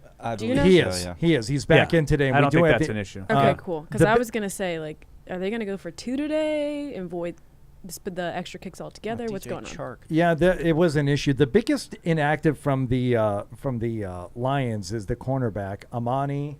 How do you say that one, Paul? Amari Oruwariye. Very good. You have it? I think Say it again. Aruwariye. Wow. Nailed it. Say that 5 times fast. Mix. So he's a healthy scratch. Yeah. So he's been struggling. I was surprised Tim was talking as positively about Okudah, because I had thought he was a little bit of a disappointment too. He was a high pick. Yeah. He was like the 3rd pick of the draft, right? Yeah. I think it was Matty's peak. So he's playing better now, Okudah. That's what he said. That's what he said. It's all relative, though. I think with this defense, we'll see. But Aruwariye. I got it right when I had to. I have not spoken with Eldred in way too long. Eldred, what's up, my friend? Hey, fellas. How you doing, Tamara? How y'all doing? Hi. Hey, good. Just got a couple questions. Do you think this week they might insert some of those tight end plays? Since I think Detroit is, 28th against the tight ends? And so that means they're better against tight ends than everything else. Yeah. Because they're 32nd at everything else. Play to your strengths. I must have read the wrong report then. No, they're terrible. No, they're terrible. Their Lions defense, you can do anything you want, game plan wise, But because they struggle against everything. No, I think the joke is the fact is that they're actually better than 4 other teams in defending tight ends is actually a plus for the Lions. I mean, they're still horrific. I mean, Jonnu Smith's out too, though. I think that's something to consider. You really only got Hunter Henry and Matt Sokol off the practice squad, so I don't know. I don't know if I'd be ready for Hunter Henry to suddenly go off today. You know what, Eldred? I'm with you. Can't you just see like Sokol catching like 4 passes and him becoming Bailey Zappi I thought too? He was fine in no, camp, but you know what I mean. No, like yeah, he'll totally. catch like 4 catches for like 22 yards, and Right. everybody would be like, "They got to get the ball in this guy's hands more." Trade Jonnu. He's a playmaker. For a first-round pick. He's a playmaker.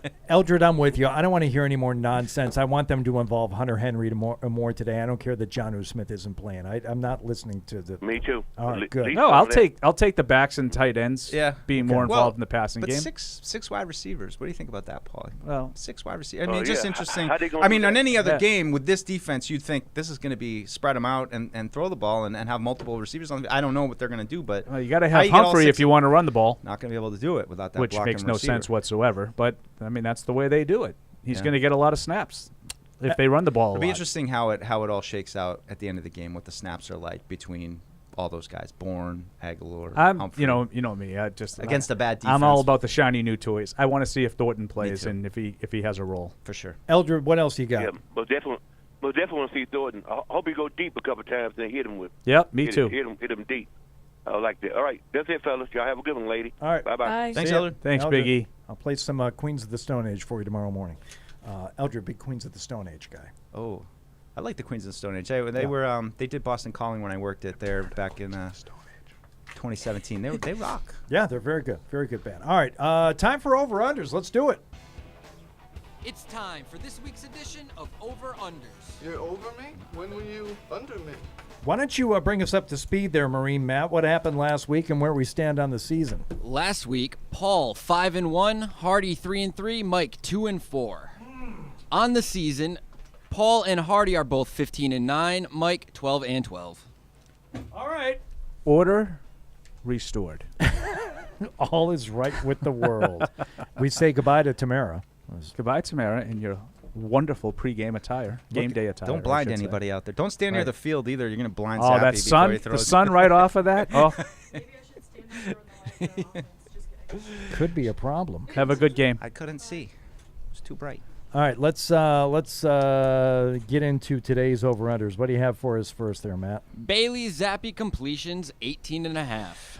Oh, as much as I want to believe Bailey Zapply's gonna unleash the arm today, I'm gonna go under Zapply. Yeah, that's what I call him. Okay. Under. I'm going under. Oh, ye of little faith. Go ahead, Paul. I'm going to take the over, and my over prediction is based on Tim Twentyman's summation of the Detroit Lions offense. I think the Patriots are going to have to score some points today. Oh, okay, good. Well, I'm going over on this one too. I don't think it's going to be much. I think 18.5. That's a really good number. I'm still going over. Ramondre Stevenson rushing yards 54.5. I'm going to take the over on this one too. I think both Stevenson and Harris will get their yards today against a bad defense. You just have to, against this Lions defense, you have to go over on pretty much every Patriots offensive prop. So I'm going to go over also. Damn with you guys. Over on Stevenson. Jared Goff passing yards 200.5. Now, this is where we get to the other side of the coin, the team that is scoring all these points. If there's a chance the Patriots win this game today, and I think there is, and I think they will, you got to figure out a way to slow down the Lions offense, and I think that is going to be priority one for Belichick and the Patriots, whoever their defensive people are, no coordinator. So I'm going to take the under. I'm going to take the over on this one. I think the Patriots will slow them down a little bit, but I think 200 is a low enough number that they can still slow him down and he can still throw for like 225, 250. I'm with Deuce. I'm going to take the over as well. I think that they might fall behind and have to throw. TJ Hawkinson receptions 3.5. Yeah, I based on last week and how involved he was, he did miss a practice this week, rest him, but I'm going to take the over for Hawkinson. I'm just checking my notes here. 18 receptions in 4 games. That seems like more than 3.5 per game, so I will take the over. Make it overs across the board. I just hope the Patriots can stop his yards after the catch. Total Detroit punts 2.5. Paul? I'm going to take the over on that one. I don't think you have to play very well defensively to force 3 punts. So I'm going to say the over is in play there. Yeah, I will go over on this one also just based on what I think the game plan will be for the Patriots today and forcing the Lions offense to stall a little bit. Deuce? Yeah, I'm over on this one too. All right. And the total score, 45.5. Which to me just seems kind of silly. Now, I think the Patriots find a way to slow them down today, but I think they're still going to score some points. I think they're going to allow a bunch of points. I have to go over. Yeah, I have to go over too. I think that both teams are going to score some touchdowns today, right around there. I like that number. Yeah, I in total agreement. I have the over as well. I think both teams are pretty good. They're pretty well situated to take advantage of what the other team does not do well. Not going to be a lot of blood in the over-unders this week. We are in agreeance on a lot of these, but as Fred Durst would say, agreeance. So, well, whatever. It's a hey. Oh, look at the red on the field. Oh, love it. Go ahead. Sorry. Yeah, well, we don't have that officially yet. No, I know. I was just looking. You have that unofficial. I was just looking. Okay, step aside here briefly. We want to thank Bridgestone Official Tire, the New England Patriots, proud to partner with Sullivan Tire, New England's headquarters for quality Bridgestone tires. Visit sullivantire.com to find a location near you. Touchview Interactive from the Yokers Company offers New England's leading schools and businesses technologically advanced and easy-to-use interactive displays, providing enhanced collaboration and improved student outcomes in the classroom, and an easy way to foster communication and teamwork in any business environment. Available in multiple sizes, Touchview also offers a built-in VC, allowing for easy use through video conference systems. For more information, visit okers.com.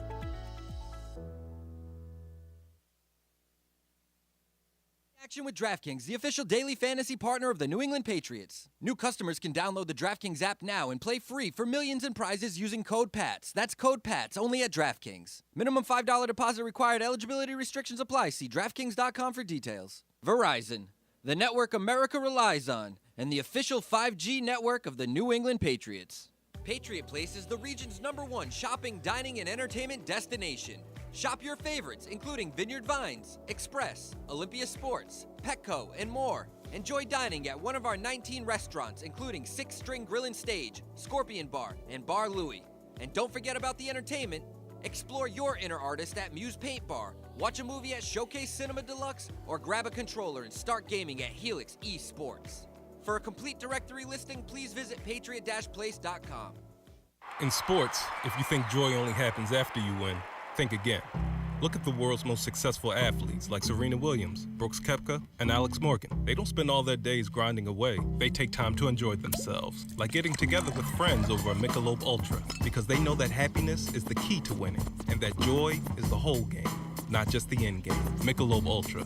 95 calories, 2.6 grams of carbs. It's only worth it if you enjoy it. Enjoy responsibly. AB Michelob Ultra Light Beer, St. Louis, Missouri. There's no season better than football season. And there's no better place to get in on all of the action than with DraftKings, the official daily fantasy sports partner of the New England Patriots. To add to the thrill, DraftKings has millions of dollars in prizes up for grabs every week. So head to the app now and check it out. If you haven't tried it yet, fantasy football is easy to play. Just pick 9 players, stay under the salary cap, and pile up points for yards, touchdowns, receptions, and so much more. There's no better way to put your football knowledge to the test than to compete for a shot at $1 million in total prizes. Download the DraftKings app now and use promo code PATS to get a shot at millions of dollars in total prizes every week. That's promo code PATS to get a shot at millions of dollars in total prizes every week, only at DraftKings. Eligibility restrictions apply. See DraftKings.com for details. Johnny, you funny. Join the conversation by calling the Ace Ticket hotline at 855-PATS-500 or email the show at webradio@patriots.com. Whatever you want, whatever your fancy. We'll assemble a team of meat for you. Live from our studios inside Gillette Stadium, here's Hardy. Team of meat. Hey, Pats fans. Here to tell you about NFL All Day. With NFL All Day, all your favorite Patriots highlights become digital video collectibles called Moments. Not only can you buy and sell them on a secure marketplace full of thousands of NFL fans, you can also use them to compete in epic game day challenges. Check it out and find some moments from all your favorite Pats players on NFLAllDay.com. Welcome. If you're just joining us here on the Patriots Pregame Show, fueled by Dunkin, Hardy, Deuce, Paul Perillo. Want to go back to the phones, guys? Sure. Yes. Sure I do. We'll go to Dave in Raleigh. Dave, what's going on? Hey, guys. How you doing? Good. What's up, Dave? I wanted your opinion of specifically Uche and Jennings, since they were drafted in the same year, and whether or not you think that by bringing Collins in, that's not a good look for those guys. Yeah, I would agree. Not just for those guys, Yeah. but for all of the linebackers. You know, McMillan, Wilson, Mac Wilson, Savai. Yeah.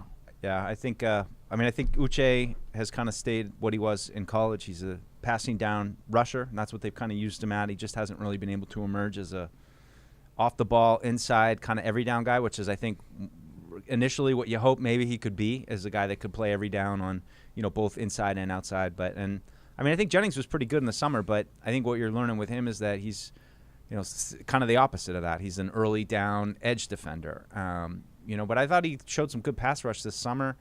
he just hasn't really gotten a chance to do that. Yeah, I haven't seen much of it on the field. Those two guys have been particularly quiet, and I think the linebacker situation, Mike talked about it a lot during the week. I thought that was a big problem in that Green Bay game, stopping the run. I don't think the linebackers did a great job filling. Yeah, I think Mack Wilson. I think he had a tough time against the Ravens, and last year wasn't all that better. And here they are, Miles Bryant. The unis are back. Just glowing in the red. Is Duggar on IR? No, he's back. He was Duggar's back in the last lineup. week, and he played last week. He'll be too. back out today. Yep. Oh, okay. Yep, All right. he's back. Thanks, Dave. Should be better then. Yep. Appreciate the call. Thanks, Dave. Oh. We're looking at warm-ups right now. Andre. I tell you what, those uniforms, they're legit. Helmet-wise, what is the rule on helmets, Paul? Are they allowed 2 helmets now? They changed that rule back, which is why for the first time in 10 years you're seeing these uniforms. So this is a good look. I mean, you see the mock-ups, but until you actually see it out in the sunlight and see it on the field, and I like it. I do like the Pat Patriot helmet. I do too. I was Big fan. I was reflecting. Last time I was in the stadium with the team wearing those uniforms in 1992, 20 years ago, watching them play against the Saints back Hugh when I was Millen? in high school. I think it was Hugh Millen. It was Scarnecchia was coaching because I believe the Coach Mack was sick. Yeah. But yeah, that was crazy going back all that distance for the last time. So we're getting a look right now. It's what's going to be a glorious day for football here in New England as get a look at Marcus Jones, nice week. Marcus Jones out nice there right game now. last. Oh, Troy's got the blue throwback on. Nice game last week for Marcus. Kickoff return, punt return, adding some plays. I mean, big return in overtime. Love to see him continue to do that. Just He's on the outstanding. field level, just watching some of these players loosen up, it looks like there's a little bit of wind on the field. I didn't really feel a tremendous amount of wind walking over from Spooky World this morning, but yeah, it looks like there's a little wind on the field. Like Troy's shirt was kind of rippling a little bit. You can't tell now with Joe Cardona, but whatever. While we're watching these warm-ups and these getting some of these great shots of the red uniforms, good time for me to step in here. Hardy, what do you got for with us? today's key data point presented by Demand Science? We do, we try to do a key data point from Demand Science every week, right? Well, this week, who are they playing, Mike? Who the Patriots playing? Detroit Lions. And who used to be the coach of the Detroit Lions? Oh, that might be involved with the Patriots coaching staff. Matthew J. Patricia. No, he's got it. He beat you. I thought it was Monty Wayne Clark. Fontes. Monty Clark. He beat you. It's not Wayne Fonts nor Monty Clark. Don't think you slipped Monty Clark by me there because I know who that is. Hi-ho. But Patriots offensive line coach Matt Patricia earned a 26-10 victory over Bill Belichick and the Patriots when he was the head coach of the Lions back in 2018. So I know that largely the Matt Patricia era in Detroit was an abject disaster. But for one night, on a Sunday night in Detroit at Ford Field. Magical. It wasn't so bad. Look at Bailey Zappi. Here he comes. Look at that walk-in. I mean, that's an epic walk-in right there. But anyway, Patricia's win in his one matchup with his mentor, Bill Belichick, is today's key data point presented by Demand Science. Just shout out to our video guy. That's just a wonderful shot right there. Look at that. That's really nice. We got it steady.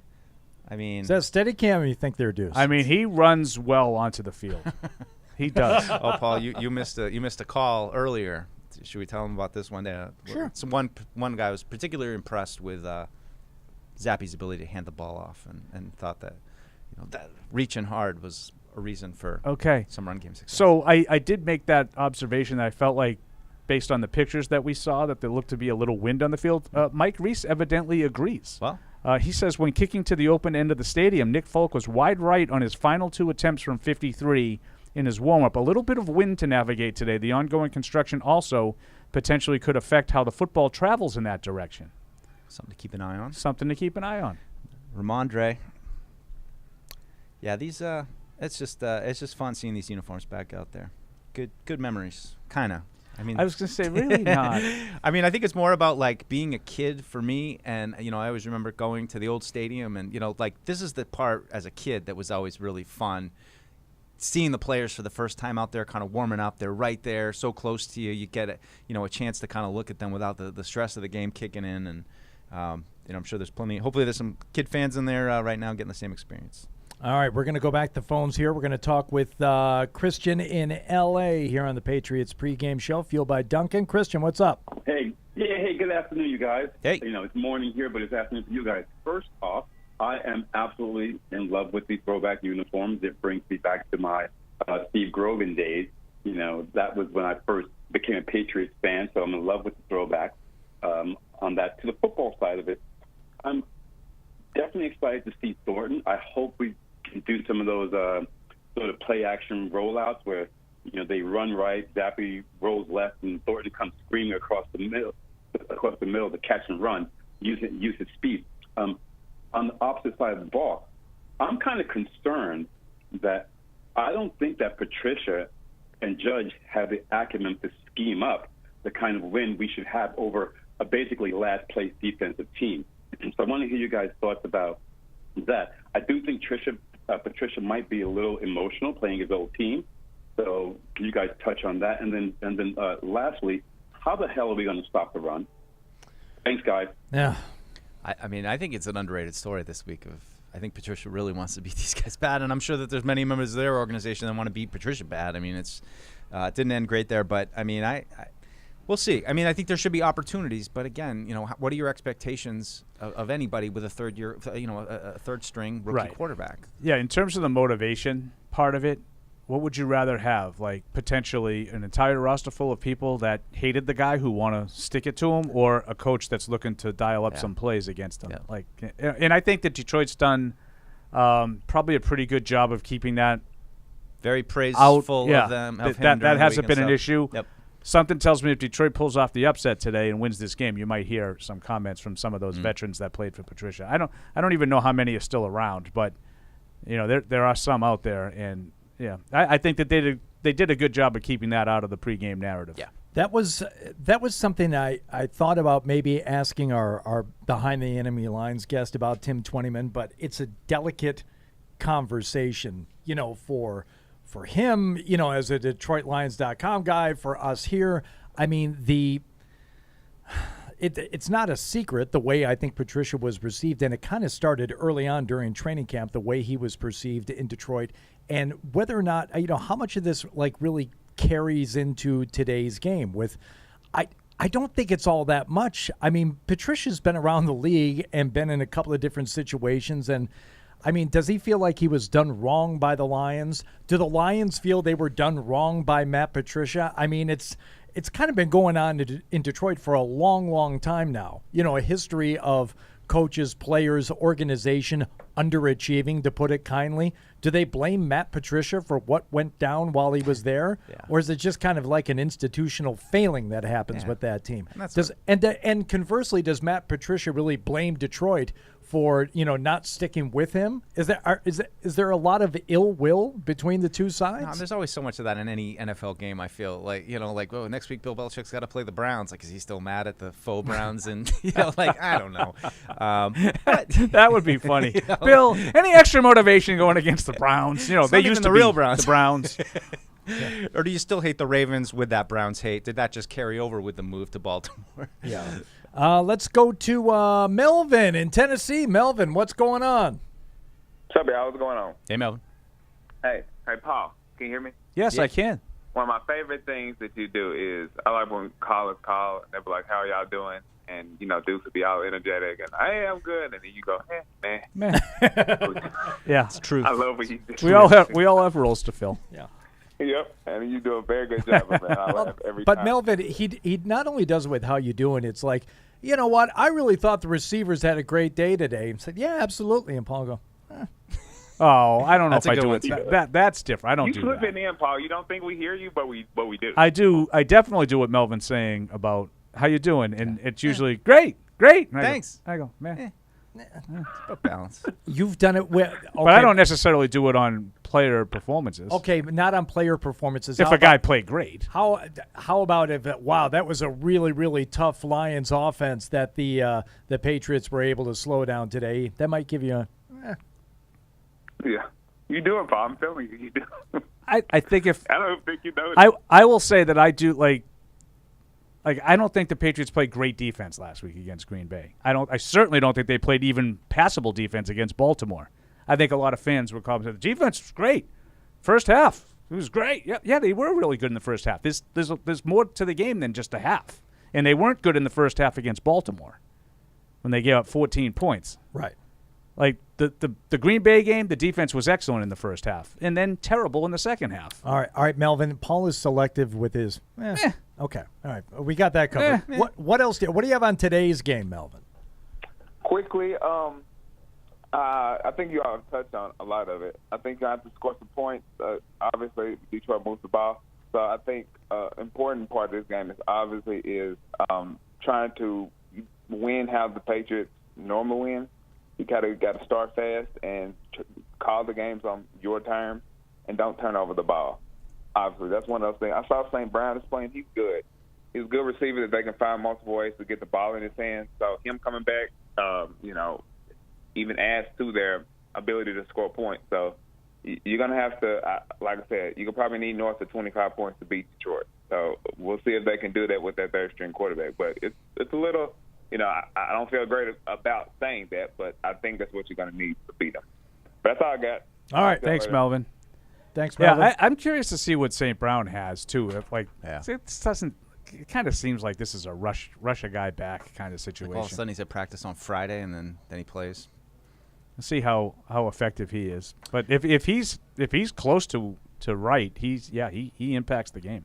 We're supposed to be taking a quick break right now, but I have to get Michelle in South Carolina on first because if we come back and we're up against it for the Sunday six-pack and I hang up on her early, she'll be all over you. I'm going to hear about it all week. Michelle? Hi, Hardy. Hi. Thank you for checking in. What's going on? Nothing. I love that South Carolina accent. It's so lilting and pleasing to the ear. So, yes, I was talking about the green dot for us, by the way. Yeah. Oh, yes. They called earlier in the week, wanted to know who had the green dot. Okay. Yeah.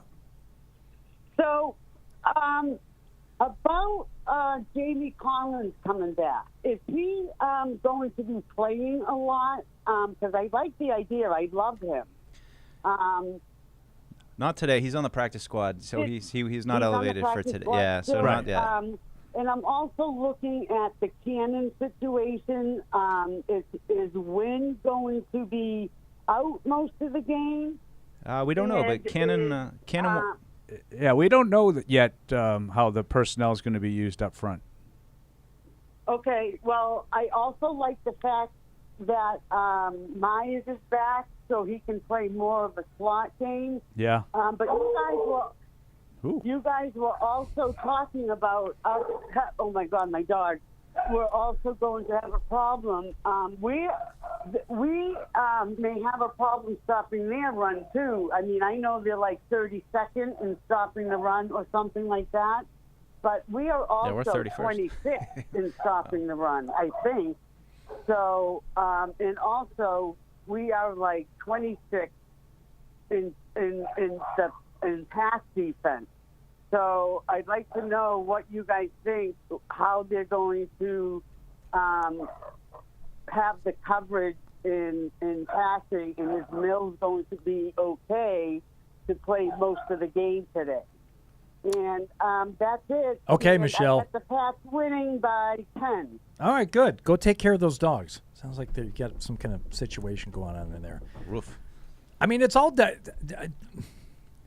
it's not all defense. Obviously, there's all kinds of questions with a rookie quarterback starting out there today. You have to figure out a way to not let the Lions hang 35 points on you today. To me, that is priority number one. Agreed. Yeah, I mean, as much excuses as you kind of have on the offensive side of the ball with the rookie quarterback, it's, you played MVPs the last two games, really good players that, made some really good plays against you.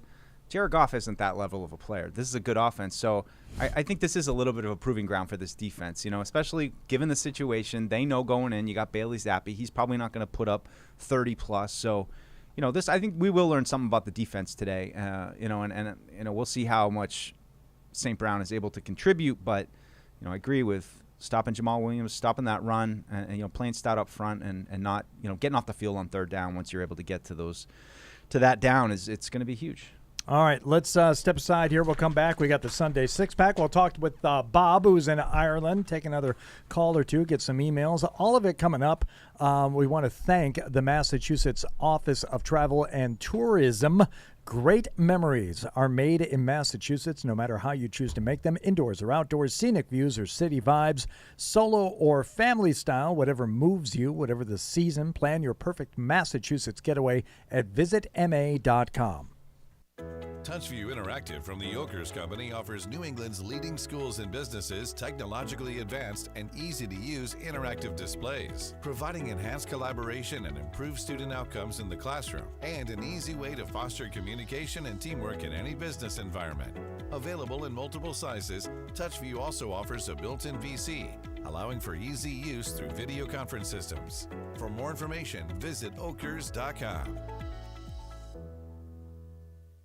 Get in on the action with DraftKings, the official daily fantasy partner of the New England Patriots. New customers can download the DraftKings app now and play free for millions in prizes using code PATS. That's code PATS only at DraftKings. Minimum $5 deposit required. Eligibility restrictions apply. See DraftKings.com for details. Verizon, the network America relies on, and the official 5G network of the New England Patriots. Patriot Place is the region's #1 shopping, dining, and entertainment destination. Shop your favorites, including Vineyard Vines, Express, Olympia Sports, Petco, and more. Enjoy dining at one of our 19 restaurants, including Six String Grill and Stage, Scorpion Bar, and Bar Louie. And don't forget about the entertainment.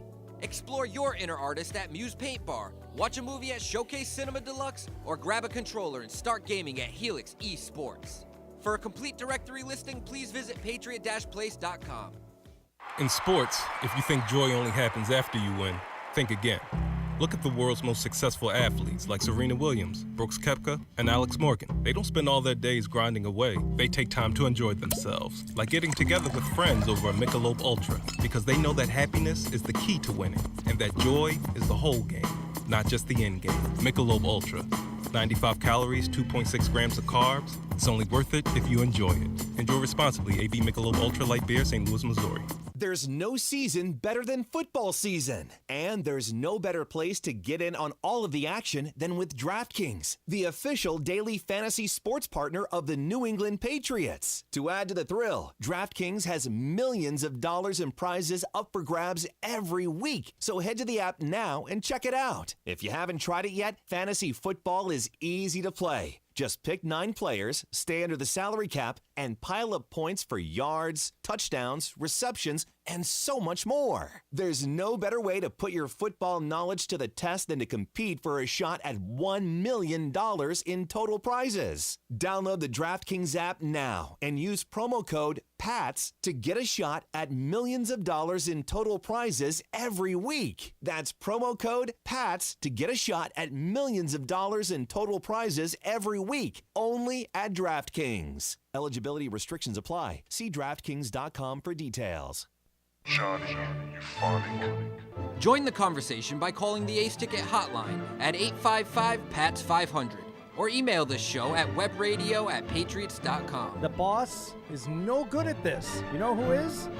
This guy. Live from our studios inside Gillette Stadium, here's Hardy. All right, let's go to Bob in Ireland here on the Patriots Pregame Show, which is fueled by Dunkin. Bob, thanks for holding. What do you have for us? Hey, guys. How are you doing today? Excellent. How are you, Bob? Pretty good. Actually, that intro, Hardy, I don't know if you've heard Fred reading out those ads during the Patriots Unfiltered show during the week, but he reminds me, I don't know if you remember the show Larry Sanders. Sure. Where he had to promote the garden weasel. Oh. But he was terrible at it, and Hank had to step in to save him. That's right. Fred needs you, Hardy. No. Fred is fantastic, but I do remember the Garden Weasel. It's a great moment from a great show. Absolutely. No, I'm just kind of asking you guys today. I mean, I'm not high on Zappy. I'm happy to see him given a shot to see what he's got at least, for a few games. Is there something he can do today? I mean, I'm not saying you guys are low on him. I just think you're being quite realistic when a new guy in the league. That maybe can get your spirits up like a lot of fans have. What do you expect to see out of him today? And, what does it take for him to maybe shine a little bit? And I'll take it off air. Thanks, guys. All right, thanks, Bob. Yeah, I want to see if it's the same, kind of game plan. Last week he was thrust into it, so you expect that they're going to be very cautious with that situation. But they've had a full week to prepare with him. Do they, are they aggressive with him at all? Are they forced to be aggressive with him by getting, maybe they get behind, or as the game unfolds favorably for the Patriots, we know that's the perfect situation for them. Winning field position on special teams, you get a lead, a couple points, you can shut it down, run the ball, don't ask him to do anything too crazy. But just curious how aggressive they are with him at the start of the game. Yeah, I agree with Mike. I would expect to see a little bit closer today to an actual game plan than what you saw last week. Bill and Bozeman emailed, and we barely talked about Taekwon Thornton. You were out of the room, Paul, when we kind of brought up the fact that Taekwon Thornton. Does the Taekwon Thornton era begin today? Bill and Bozeman wants to know, and should we be excited? Yes and yes. I mean, he's out there. He's active, and I'm excited. I don't see any reason why not to be. Right? Yeah. I mean, he was fun to watch this summer. He's definitely got some electric speed, and not just straightaway speed, but some quickness underneath too. It was one of the biggest buzzkills of the whole summer was when he got hurt and was out, and you knew you weren't going to have that piece going in. 6 receivers are dressed for the game. How does that all play out? How do they give everybody a shot? Who stands out? I mean, how much does Kendrick Bourne play today? I think there's tons of questions. Might be dependent though on how does the game unfold. Do they have to catch up and throw the ball a ton? Are they able to get the lead and just kind of run the ball and shut it down? Maybe there's less opportunities for the receivers if it unfolds favorably. Reporters chiming in on Twitter, so far, the offensive line in warmups looks the same. Yeah. Okay. No change. Brown, Strange, Andrews, Onwenu, and Wynn. Dan in Virginia in Michigan says, G'day, pregame socialators. Great to hear Grand Rapids getting some representation on the show. He says, I really like the sneaky antagonism that Tamara is building with Hardy. Maybe not so sneaky. I think that's fair. She goes at you pretty hard. I don't think she likes me. No, I don't think so either. I don't like you either. It's a chance there. Sorry.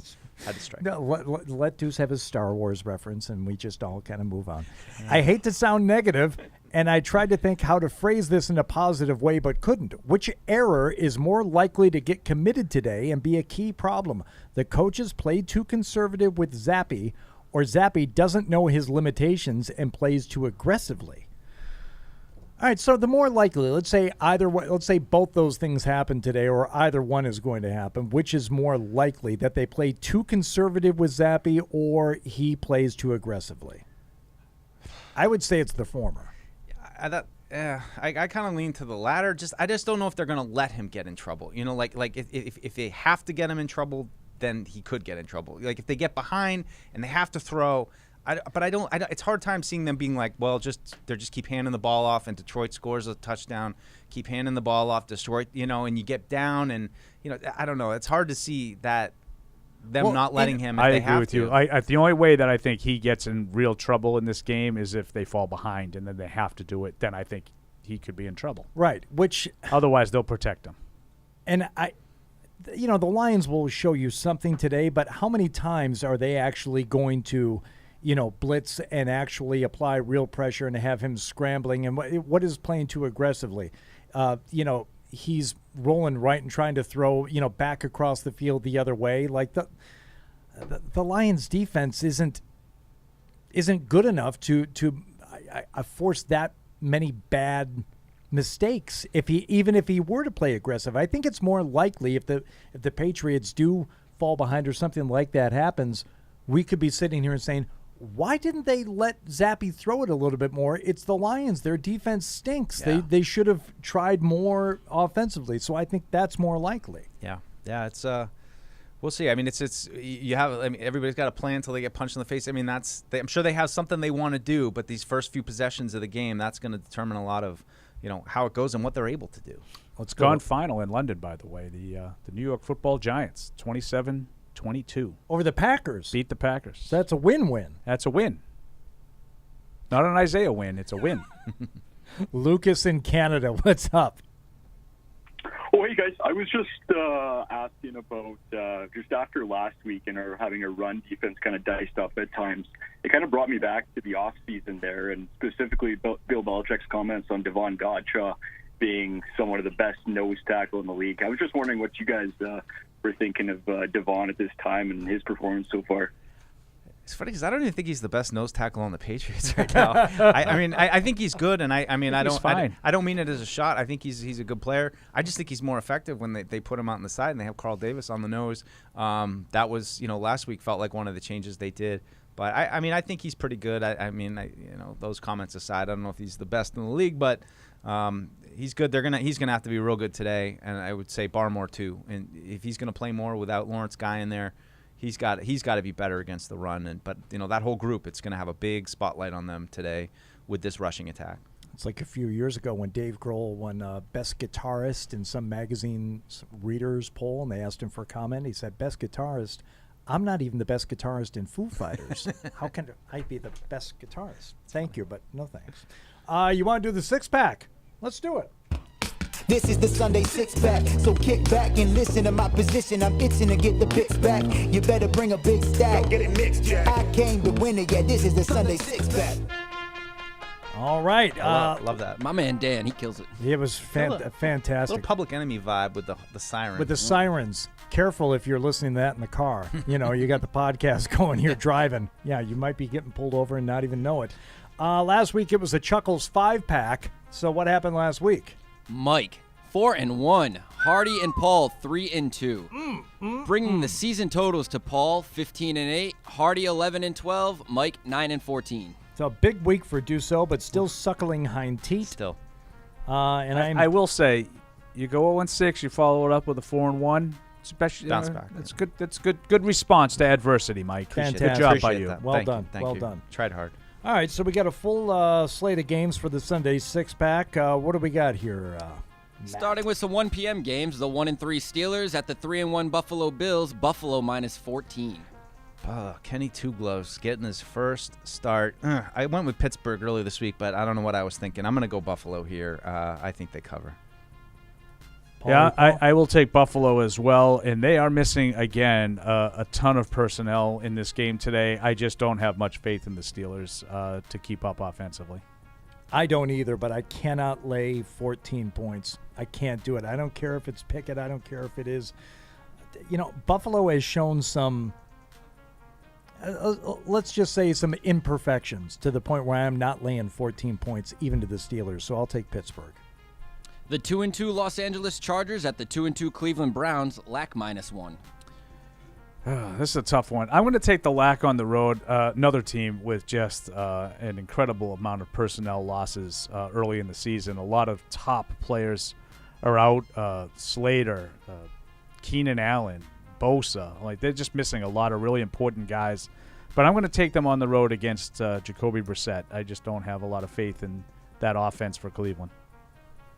I don't either, but the home field is not even worth 3 points anymore. The Chargers, something about this game tells me that the Browns could, not easily, but it's reasonable to think they win this by a field goal today. So I'm going to go with Cleveland. Yeah, I'm going to go with Cleveland too. Actually, I started getting a little jump on them late this week, and that run game is real tough. So Chargers banged up. I think Cleveland can pull it out at home. Next, we have the 3-1 Miami Dolphins at the 2-2 New York Jets, Miami -3. Yeah, for me, this was probably the easiest game to pick on the board. I know the Jets are not awful, but I think the Dolphins have an ability to win this game by double digits. So I got no problems laying 3 points with Miami today. Yeah, I'm with you. It sounds like Tyreek Hill's going to be active. So, yeah, I'm going with Dolphins -3. Yeah, a little worried about Xavier Howard being out, but yep. I just think Miami's better. I'll take them on the road. Moving on to the 4 p.m. games, the 4-0 Philadelphia Eagles at the 2-2 Arizona Cardinals, Philly -5.